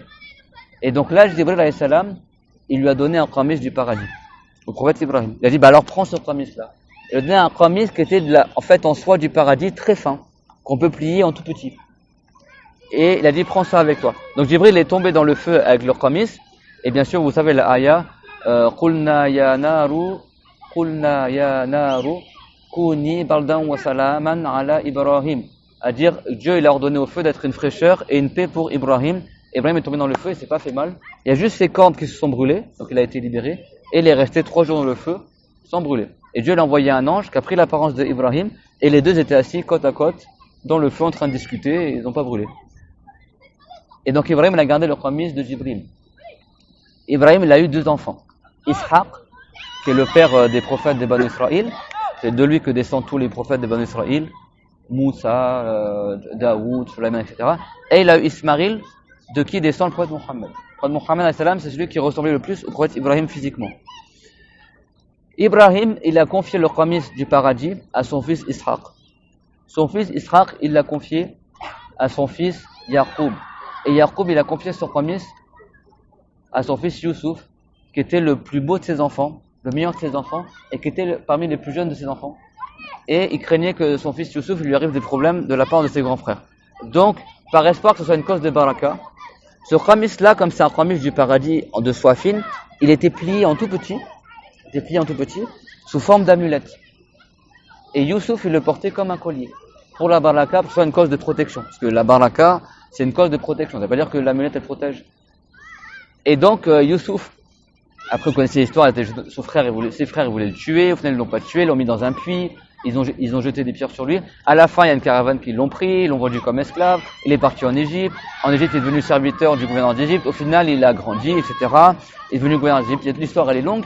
À la fin, il y a une famine en Palestine. Ses frères sont venus demander de l'aide à Youssouf. Après, plus tard, ils ont su que c'était Youssouf, 80 ans après. Et après, ils ont informé Youssouf que son père est devenu aveugle, donc près de Yaqub, tellement il était triste que son fils a disparu. Et donc Youssouf, qu'est-ce qu'il a dit? Il a dit, idhabu biqamisi hadha fa'alquhu ala wajhi abi ya'ti basira. Prenez mon qamis que voici, allez voir mon père et mettez-le sur son visage, il retrouvera sa vue. Donc ce qamis, c'est un qamis du paradis, qui a été donné par Jibril. Donc tu as la baraka du paradis, plus la baraka de Jibril, plus la baraka du prophète Ibrahim, qu'il a donné à Ishaq, qui était aussi un prophète, et la baraka de Ishaq, qu'il a donné à Yaqub, qui était aussi un prophète, qu'il a donné à Youssouf, qui était aussi un prophète. Vous savez que les 4 prophètes de père en fils, il n'y en a eu que 4 dans toute l'humanité. C'était Ibrahim, que le père de Ishaq, que le père de Yaqub, que le père de Youssouf. C'est bon, c'est 4 prophètes de père en fils. Et après de Youssouf, des années après, est descendu le prophète Moussa. C'est bon, donc l'histoire est longue, on va pas faire l'histoire de tous les prophètes. Mais son qamis, il a énormément de baraka. Et quand le prophète Yaqub, il a pris le qamis et l'a mis sur ses yeux, il a retrouvé la vue. C'est ça qu'on appelle le tabarruk, et c'est marqué dans le Coran, que les traces du prophète, elles ont de la baraka qui sont des causes de guérison. C'est bon? Buvez un verre de thé. Donc également le fait d'aller là où le prophète alayhi salam il est, le fait de rechercher la baraka du prophète, c'est aussi une cause de baraka. C'est clair, tout le monde? Pourquoi vous ne regardez pas, vous regardez le tapis à côté? Pourquoi vous vous laissez tourner par le shaitan? À l'époque, l'imam Malik, quand il était à Médine, écoutez bien ce que je vous dis. Quand il était à Médine, l'imam Malik, il donnait cours à ses élèves. C'est bon? Il y a un éléphant qui est arrivé à Médine. Vous avez déjà vu un éléphant ici? Non. Il y a un éléphant qui est arrivé à Médine. Tous les élèves de l'imam Malik ont quitté le cours et ils ont quitté l'assemblée pour aller voir l'éléphant. Sauf un. Et si je me rappelle bien, c'est Mohammed ibn Hassan. Et il est resté dans l'assemblée. Et l'imam Malik, il a dit, t'es pas sorti voir l'éléphant? Il a dit, moi je suis venu à Médine pour apprendre la religion. Je suis pas venu à Médine pour aller voir un éléphant. Et Mohammed ibn Hassan, c'est celui duquel on a eu la meilleure version d'Al-Muwatta. Et aujourd'hui, toutes les versions d'Al-Muwatta, ils descendent de cet élève-là. Donc soyez pas comme ces gens-là, que dès qu'il y a un truc qui se passe, tout le monde il écoute plus le cours et regarde ce qui se passe pour un tapis. Pour un tapis. Subhanallah, laissez-vous laissez pas berner par le shaitan. Et quand on voit du prophète, il fixait le prophète comme s'il avait un oiseau sur la tête. Moi, quand notre cher, qui est mort à plus de 100 ans, il est venu et donnait cours quand il était en France, et dites pas que mes cours ils sont longs. Hein. Moi, j'avais passé toute l'après-midi avec le cher Abdullah, il a fait cours, les gens sont partis, il y a des gens qui sont revenus, il a refait cours, etc. Et il nous a raconté lui-même quand les Wahhabites sont montés sur la coupole verte pour casser la coupole verte et que le gars il est mort sur la coupole verte, en tapant sur la coupole verte, les cailloux sont revenus sur lui et il est mort. Moi, je quittais pas les yeux du cher. J'avais les yeux rivés tout ce qu'il faisait parce que c'était un grand saint. Et quand il invoquait, pour vous dire la baraka, quand il l'invoquait, à chaque fois qu'il invoquait pour le prophète, notre cher, rahmahullah, il levait les mains. À chaque fois qu'il citait le nom du prophète, il disait sallallahu alayhi wa sallam et il levait les mains comme ça. Sallallahu alayhi wa sallam, il levait les mains comme ça. Pour vous dire à quel point il avait conscience de la baraka. Et notre cher, rahmahullah, quand tu allais dans son assemblée, je pense que tu as connu, tu sentais que les anges, il y avait une baraka incroyable. Une baraka que jamais ressentie ailleurs, masha'Allah, avec les gens vertueux. Donc ne manquez pas ces biens-là. Parce qu'il y a des secrets. Il y a même des secrets à regarder le cher dans les yeux. C'est possible que tu deviennes un saint en regardant, deviennes pieux en regardant le regard d'un pieux ou le regard d'un saint. Ne vous laissez pas perturber dès qu'il y a un truc qui se passe, vous regardez à droite, à gauche, mais toi tu es là pour apprendre la religion ou pour observer ce qui se passe autour. Vous ne laissez pas perturber par le shaitan. Tout le monde a compris? Donc dans le Coran, il y a la recherche de la baraka. L'imam Malik, il marchait pieds nus à Médine, par espoir que son pied, il touche la baraka du prophète, alayhi salam. Moussa, alayhi salam, dans le Coran, s'est rapporté, dans son Taha, quand il est arrivé en Palestine, dans la vallée de Touwa, Dieu a dit quoi? Fakhlar la'alayka innaka bil wadi al-muqaddasi Touwa. Enlève tes sandales, car tu es dans la vallée bénie de Touwa. Pourquoi il enlève ses sandales? Pour pas salir la vallée? Pourquoi il enlève ses sandales? Pour que ses pieds, ils touchent directement la baraka de cette vallée-là. Et ça, c'est dans le Coran. D'accord? C'est dans le Coran. Également, appeler le prophète après sa mort, c'est pas du shirk. Parce qu'on a vu que le prophète, alayhi salam, nous enseignait de dire Ya Muhammad, quand l'aveugle, il voulait retrouver la vue. Donc, pareil, si tu dis Assalamu alayka ya Rasulallah après sa mort, c'est pas du shirk. Qu'il soit devant la tombe ou en dehors de la tombe, c'est pas interdit. Al-Hakim, il rapporte dans le Mustadrak du hadith d'Abu Huraira, que Dieu l'agrée, que le prophète sallallahu alayhi wa sallam a dit la yarbitanna Isa ibn Maryam hakaman muqsita wa yaslukanna fajjan hajjan aw mu'tamira wa yatiyanna qabri hatta yusallima alayya wa la aruddanna alayhi. Et c'est un hadith sahih qui a été jugé sahih par Al-Hakim et Al-Zahabi, qui est un savant qui est aimé par les Saoudiens et les Wahhabites, également a jugé ce hadith sahih. Qu'est-ce qu'il dit dans ce hadith? Certes, Isa, fils de Maryam, va redescendre sur terre. Il gouvernera sur terre de manière juste. Il sera un gouverneur juste sur terre. Et il va prendre un chemin, soit pour aller faire le Hajj, soit pour aller faire la Umrah. Et il va venir à ma tombe, au point qu'il va me passer le salam. On a tous fait la Umrah, n'est-ce pas? Une question. Quand tu vas à la Umrah, tu pars où à la base? À la Mecque. Est-ce qu'à Médine, ici, il y a des choses du Hajj et de la Umrah? Pas du tout. Le Nusuk, Arafat, c'est à la Mecque, à côté de la Mecque. Les Jamarat, c'est à Mina, à côté de la Mecque.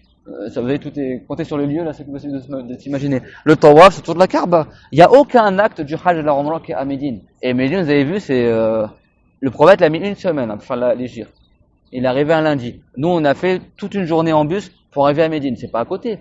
Donc, Isa, alayhi salam, il va faire le Hajj ou la Umrah, et malgré ça, il fait tout un détour à Médine pour visiter le prophète, alayhi salam. Donc, il fait un voyage, donc c'est pas du shirk, donc c'est pas haram. Et il va lui passer le salam, et le prophète, alayhi salam, il a dit, et je vais certes lui rendre le salam. C'est-à-dire que, sallallahu alayhi wa sallam, al-Nabi Isa, alayhi salam, qui vit dans le deuxième ciel, la même vie que les anges. Il mange pas, il boit pas, il vit comme les anges, il fait des prières, etc.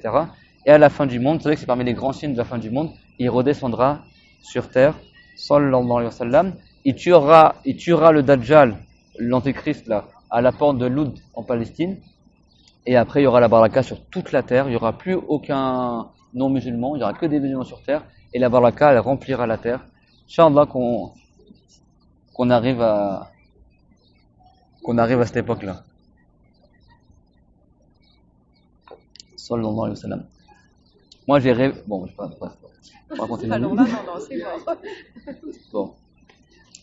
Le prophète, des fois, il disait qui a vu un beau rêve, et après les compagnons racontaient, et des fois, il y en a, ils racontaient pas, donc il disait, bah moi j'ai vu un beau rêve, et après il racontait son rêve. Bon, pour la sunna, c'est bien raconter les beaux rêves.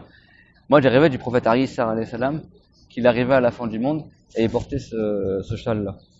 Donc, frère, Inch'Allah, qu'on vit jusqu'à son époque. Sallallahu alayhi wa sallam. Et c'est parmi les raisons que je l'ai ramené, parce que ce châle-là, ça fait des années que je l'ai, ça fait peut-être 14 ans ou 15 ans que je l'ai. J'avais acheté au Liban à l'époque. Comme ça, il prend un peu de l'air de Médine. Cette imama là, je l'ai depuis ma première Umrah. À l'époque, quand on faisait la Umrah, il y a 15 ans ou il y a 14 ans de là, c'était quand j'étais jeune. J'étais encore au Liban. C'était 400 € en bus. On partait en bus en passant par la Syrie, et 800 € en avion. Et à l'époque, on pouvait faire le tawaf, et après ils ouvraient le Hajj Ismail.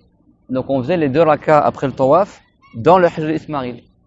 Et donc on est arrivé à minuit, je crois, on a fait la Umrah à minuit, en arrivant à la Mecque, en bus, et à 2h du matin, on a terminé la Umrah, on a terminé le tawaf, et du coup, on est rentré dans le Hajj Ismail avec un frère, et on a fait les 2 rak'ahs après le tawaf dans l'arc de cercle Hajj Ismail. Et après, il y a des gens qui arrivent, donc du coup, tu es obligé de t'avancer pour que les gens ils fassent la prière. Et du coup, bon, comme on ne pouvait pas sortir, on s'est avancé, on s'est collé sur le mur de la Kaaba, sous la gouttière en or là.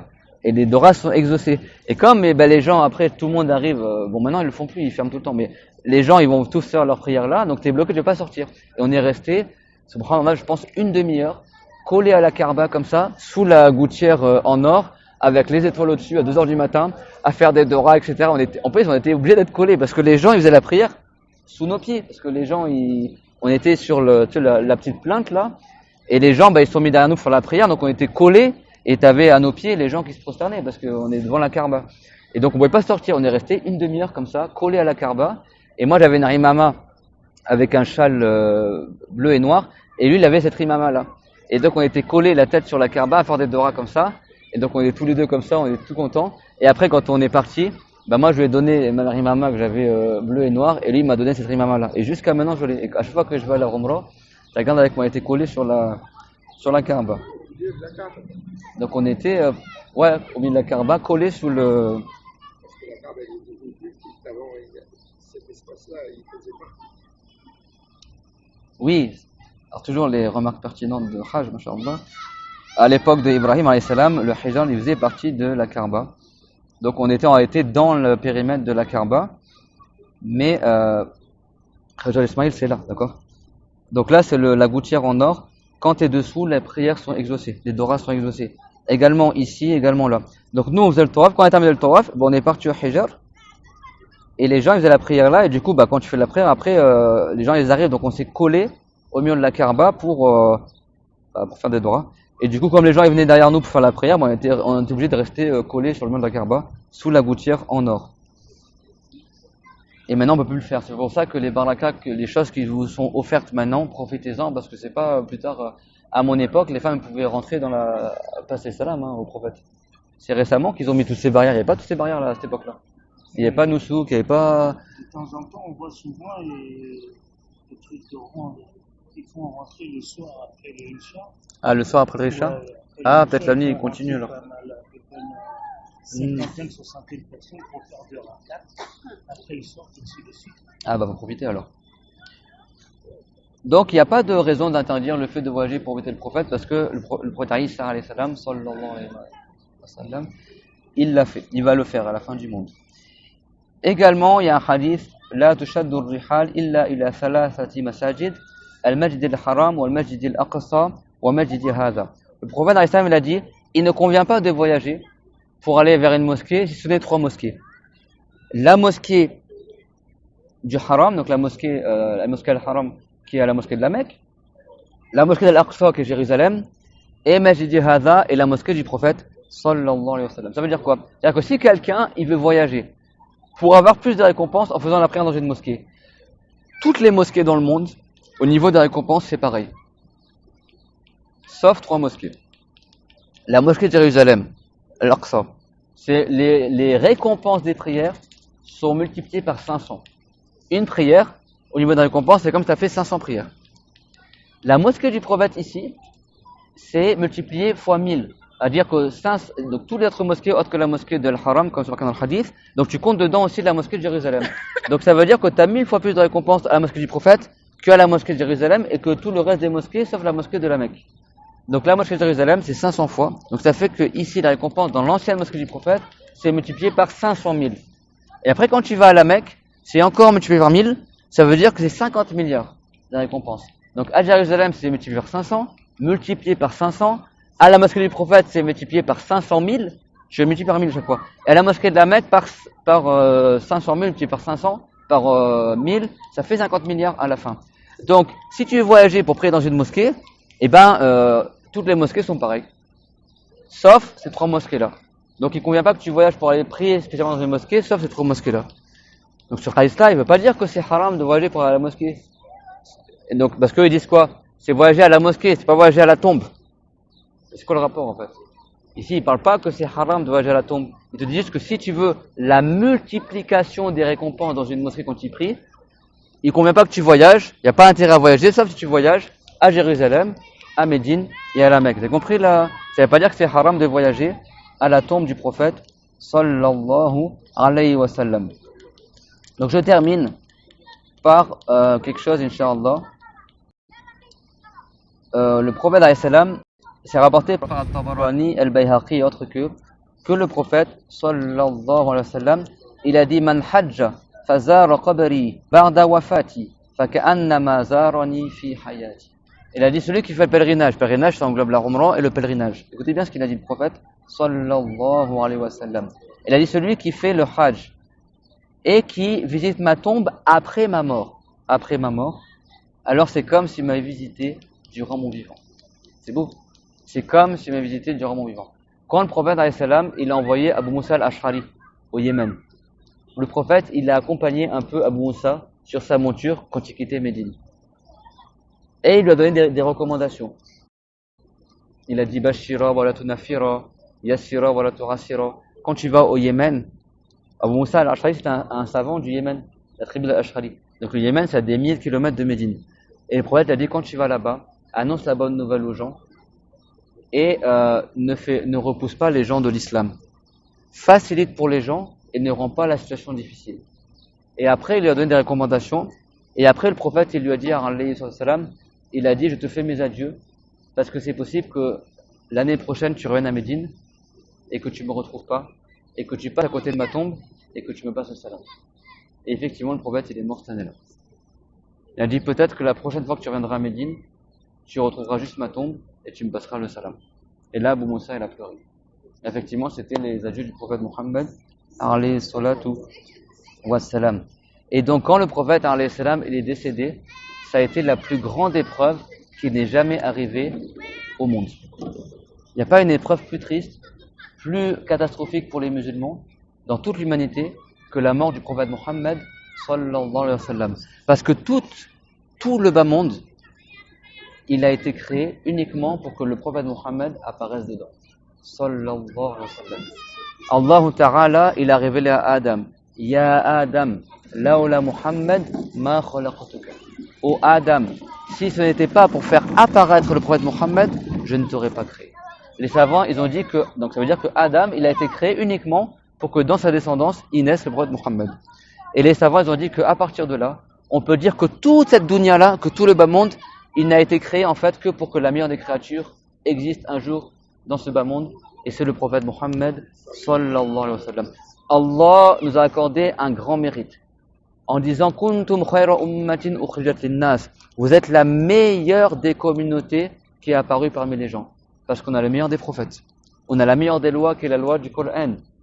Comparé aux autres lois des prophètes précédents, on a la plus belle et la plus facile des lois. Toutes les lois de Allah sont belles, mais la meilleure des lois, c'est la loi du prophète Mohammed alayhi salam. On a le meilleur des prophètes qui est Mohammed sallallahu alayhi wa sallam. On a le meilleur des livres qui est le Coran. Et donc ça a un grand honneur. Le prophète il a dit nahnu al-akhiruna al-awwalun. On est les derniers à être venus, mais les premiers à entrer au paradis. Sallallahu alayhi wa sallam.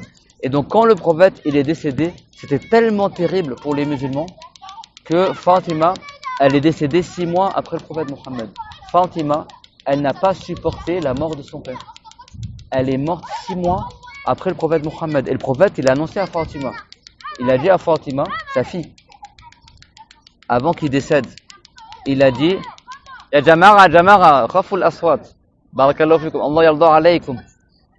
Le prophète, alayhi salam, l'année avant qu'il meure, il était avec ses épouses.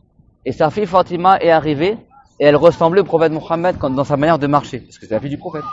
Elle est arrivée. Et le prophète, alayhi salam, il a dit un secret dans l'oreille de Fatima. Et là, c'est un hadith sahih rapporté par Muslim. Et là, Fatima, elle s'est mise à pleurer.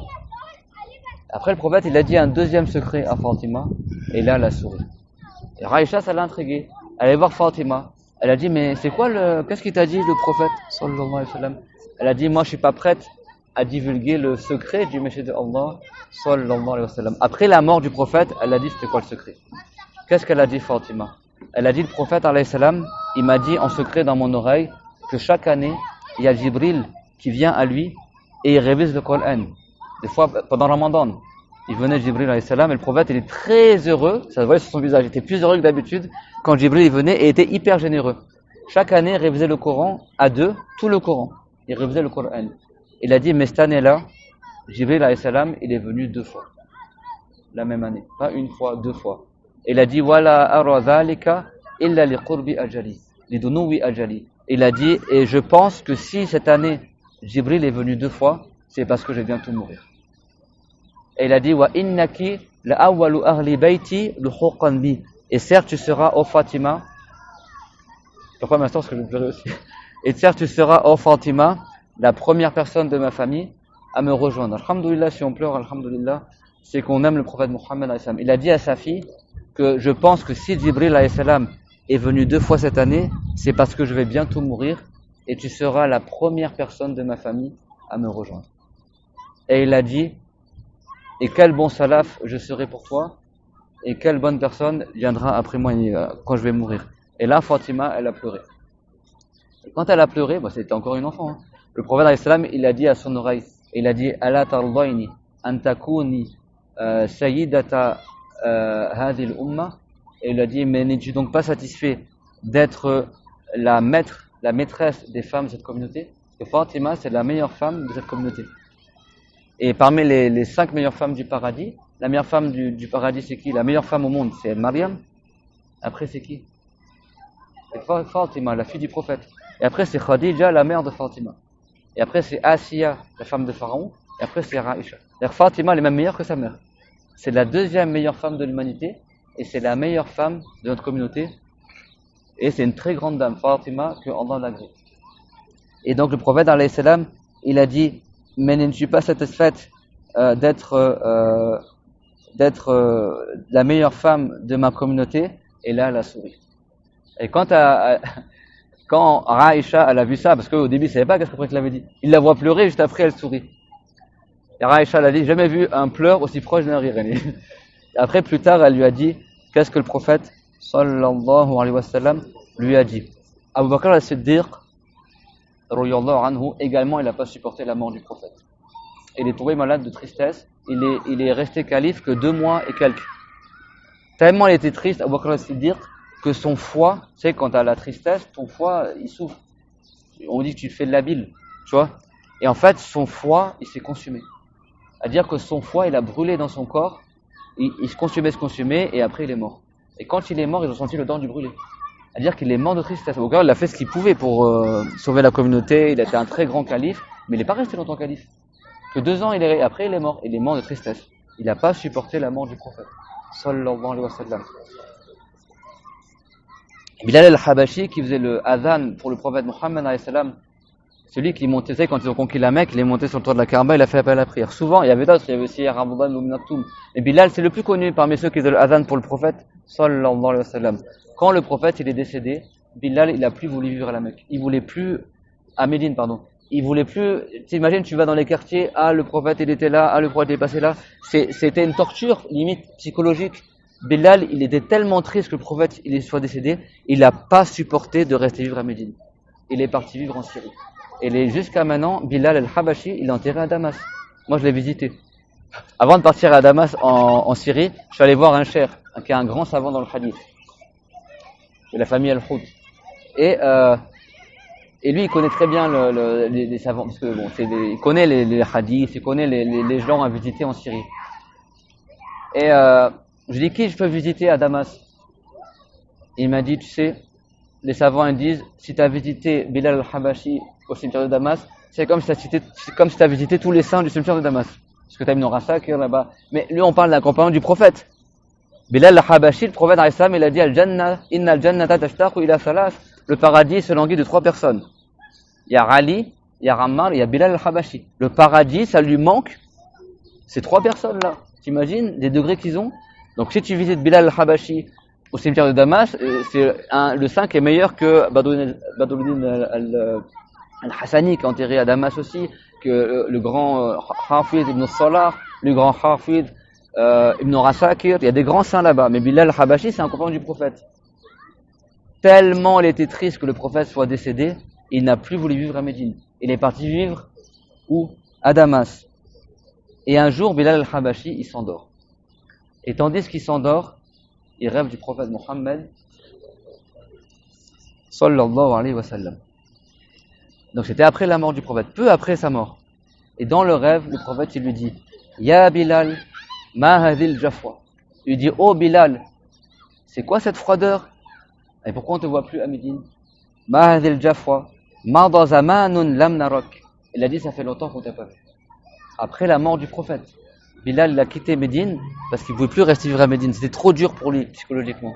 Et déjà Fatima elle est morte de tristesse, Abu Bakr elle est mort de tristesse.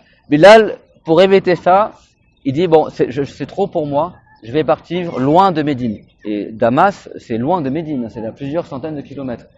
Tandis qu'il est à Damas, il rêve du prophète. Dans le rêve, le prophète il dit c'est quoi cette froideur au Bilal et pourquoi tu viens pas nous voir? Bien sûr Bilal n'est pas froid mais ça veut dire que tu es loin. Et le prophète, imagine dans le rêve, le prophète il te dit ça fait longtemps qu'on t'a pas vu. Bilal, il se réveille de son rêve, et immédiatement il dit à sa femme, on prépare les bagages, je pars à Médine. Immédiatement. Il est parti à Médine, le jour même, quand il se réveille, il a fait le voyage jusqu'à Médine, et dès qu'il arrive à la mosquée du prophète, à cette époque-là, il n'y avait pas tout ce qu'on voit là, il y avait encore la terre sur la tombe. Et il commence à prendre la terre, à pleurer, comme ça, par languissement du prophète, à se frotter sur la tombe, etc. Et par languissement du prophète Mohammed, alayhi salam.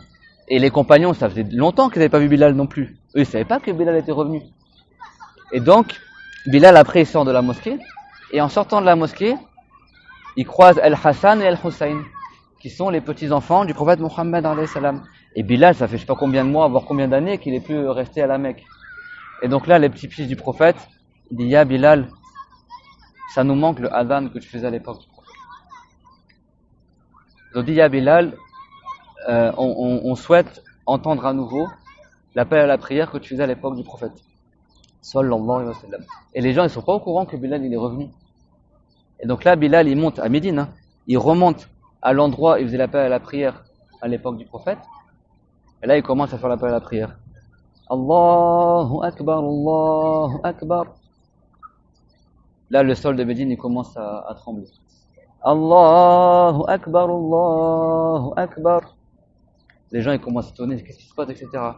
Après, il dit, Ashhadu an la ilaha illallah. 2 fois. Ashhadu an la ilaha illallah. Après, il dit, donc les gens, ils commencent à sortir de leur maison, etc. Après, il dit, Ashhadu anna Muhammadar Rasulullah. Et là, il y a tout le monde qui commence à pleurer. Les femmes, les enfants, ils pleurent, etc. Les gens, tellement ils étaient choqués, ils ont dit, mais est-ce que le prophète, il a été ressuscité? Parce qu'en fait, ça les a ramenés tous à l'époque du prophète Mohammed. Ça faisait voire des années qu'ils n'avaient plus entendu le adhan, parce que le adhan, Bilal le faisait durant le vivant du prophète. Mais quand il est mort, Bilal, il a quitté Médine.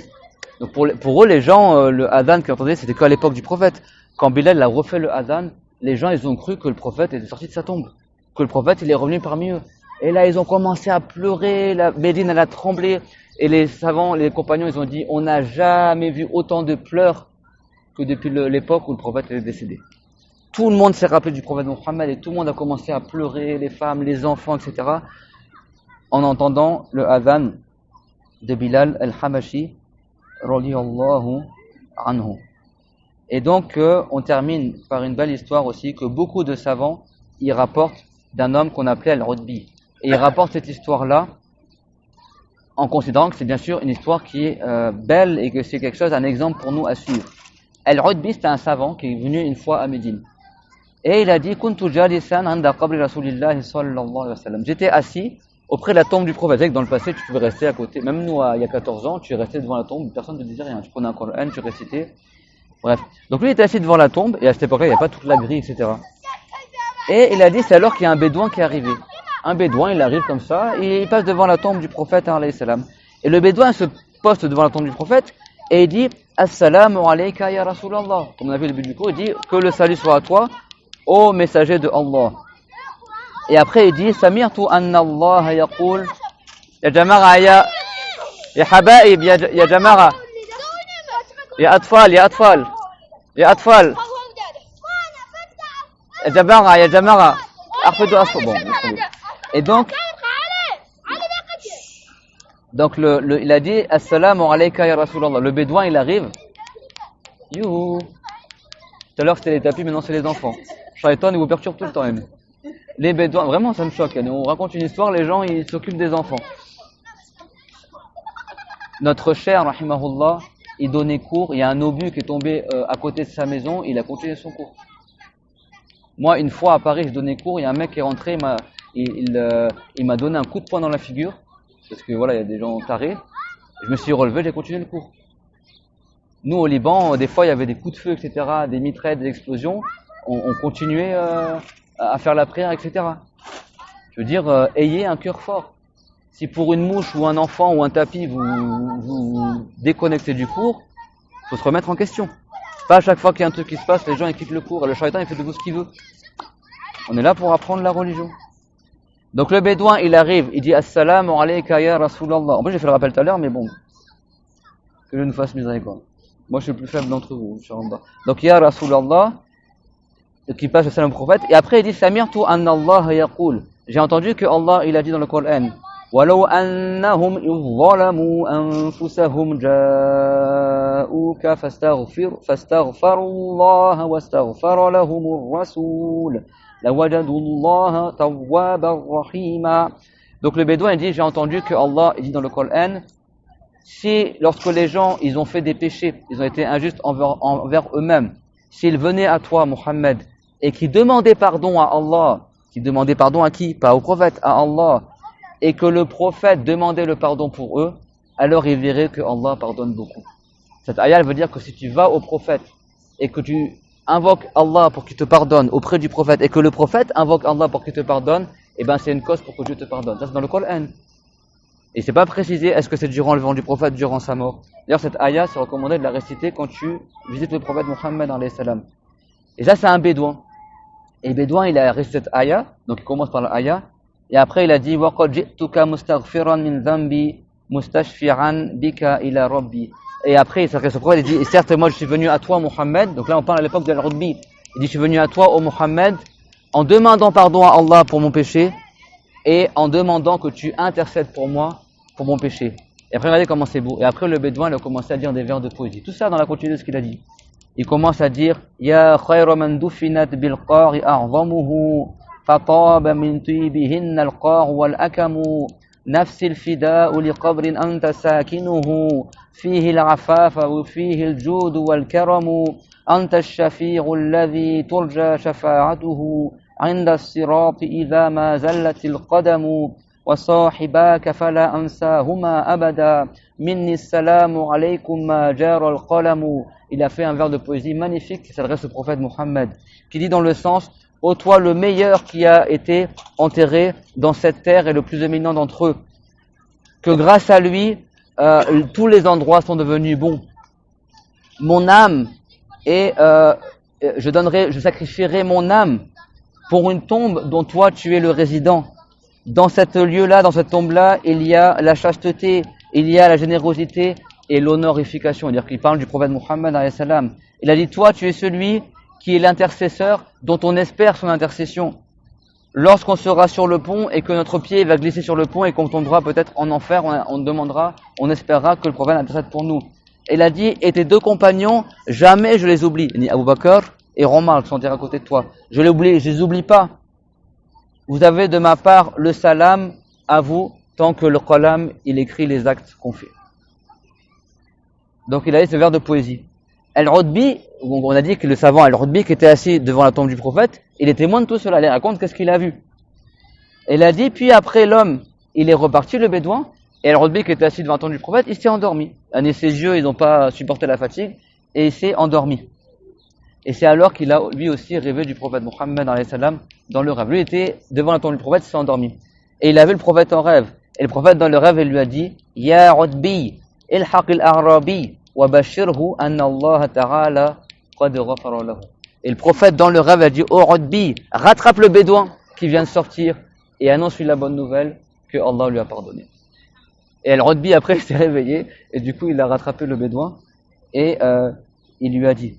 Donc regardez, subhanallah, comment le prophète c'est une cause de bénédiction et que c'est un intermédiaire pour nous. Bien sûr, on n'adore pas le prophète, mais on le prend comme intermédiaire pour que Dieu exauce nos invocations. Et dans le Coran, Allah Ta'ala dit dans Surat Al-Ma'idah, Ya ayyuhalladhina amanu taqullaha wabtaghu ilayhi al-wasilata wajahidu fi sabilihi la'allakum tuflihun. Ô vous les gens qui avez cru, ô vous les musulmans, craignez Allah, obéissez à Allah et recherchez les intermédiaires pour l'agrément de Allah et donnez des efforts dans la voie que Dieu agrée, car ceci sera une cause pour que vous ayez la victoire. Donc c'est pas comme ils disent les égarés que soi-disant quand tu prends un intermédiaire, c'est comme s'ils adoraient les idoles. Non, d'accord, mais ça veut dire que c'est une cause pour que nos invocations elles soient exaucées. Donc nous, on va pas se priver, incha'Allah ta'ala, de prendre le prophète Mohammed alayhi salam comme intermédiaire pour nos invocations. Et on termine par la magnifique parole de Aïcha, de Fatima, la fille du prophète Mohammed alayhi salam. Malheureusement, j'ai une très faible mémoire, faites-moi de Nora, Inch'Allah. Mais elle a dit des vers de poésie en arabe, dans ces termes-là, dans ces mots-là, proches de cela. Elle a dit Mâdha ala man shabba ma'ala alladhi shamma tulbata Ahmadin an la yashamma madha zamani al-ghawaliya. C'est-à-dire, si quelqu'un il sent l'odeur de la tombe du prophète, sallallahu alayhi wa sallam, qu'est-ce que ça lui fait de n'avoir jamais senti al-ghaliya? Al-ghawaliya, c'est le pluriel de ghaliya. Al-ghaliya, c'était un parfum, un mélange de parfums qui sent extrêmement bon. Elle a dit, même si quelqu'un il a jamais senti ces parfums-là, ça lui coûte rien s'il a senti le parfum de la tombe du prophète. Sallallahu alayhi wa sallam. Elle a dit, subbat alayya masaibu, law subbat ala al-ayyami, udna layaliya. Elle a dit, il m'a été versé sur moi des épreuves, que si ces mêmes épreuves-là avaient été versées sur des jours, les jours se seraient transformés en nuit. À dire que c'est tellement une grosse épreuve pour moi que mon père soit mort, que le prophète Mohammed sallallahu alayhi wa sallam soit mort, que si cette épreuve-là aurait été versée sur la lumière du jour, elle se serait transformée en nuit. Et elle a dit ça après la mort de son père. Elle est venue à la tombe de son père, elle a pris la terre de la tombe comme ça qui était embaumante de parfum, et elle a dit Mâdha ala man shamma tulbata Ahmadin. Qu'est-ce qu'il a celui qui a senti la terre du prophète Mohammed? Allah yashumma madha zaman al-ghawaliya, s'il n'a jamais senti les ghawaliya. Elle dit subbat alayya masaibu la subbat ala al-ayyami udna layaliya.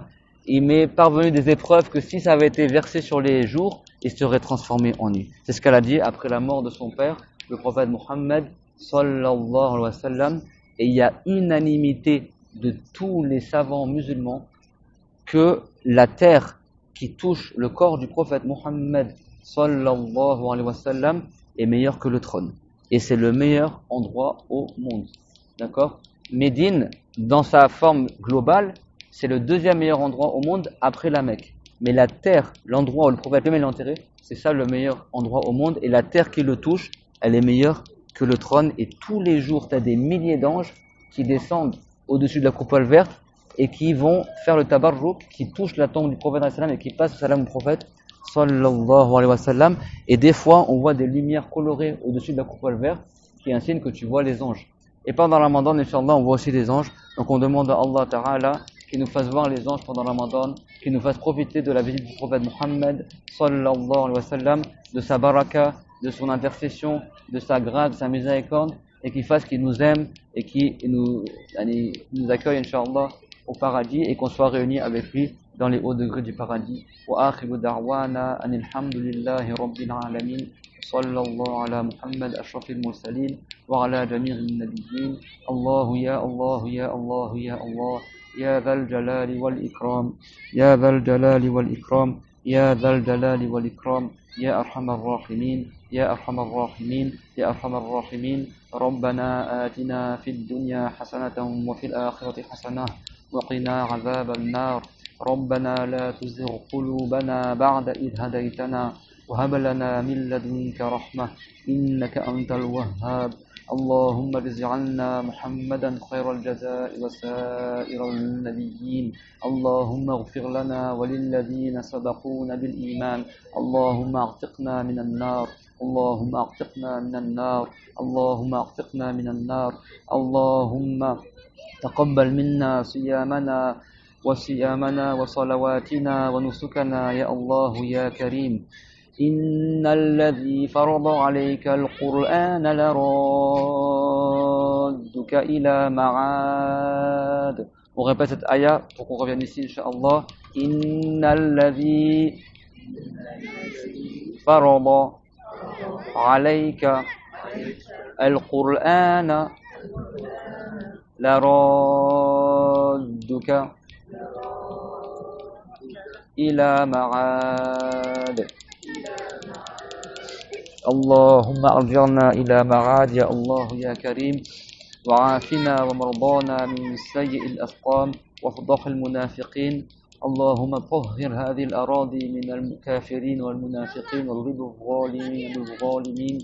وطهر هذه الأراضي المباركة من السعوديين الوهابية والمجرمين يا الله يا كريم. وانصرنا على القوم الكافرين وقنا شر ما تخوف. وفقنا لكل خير وآت كل منا سؤله من الخير وادخلنا الجنة. واجمع هذا الجمع بالخصوص تحت ظلك يوم لا ظل إلا ظلك يا الله يا كريم.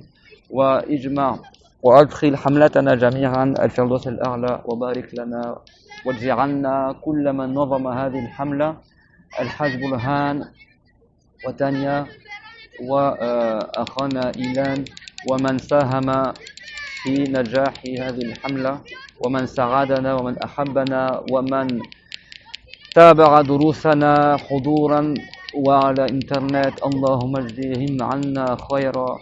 اللهم استجب لكل من طلب منا الدعاء وآتهم سؤلهم من الخير. واغفر لنا وللذين سبقونا بالإيمان. والحمد لله رب العالمين. وصلى الله على محمد وعلى جميع النبيين. واحسن خاتمتنا واجعلنا شيخنا عبد الله الهروي. بارك الله فيكم.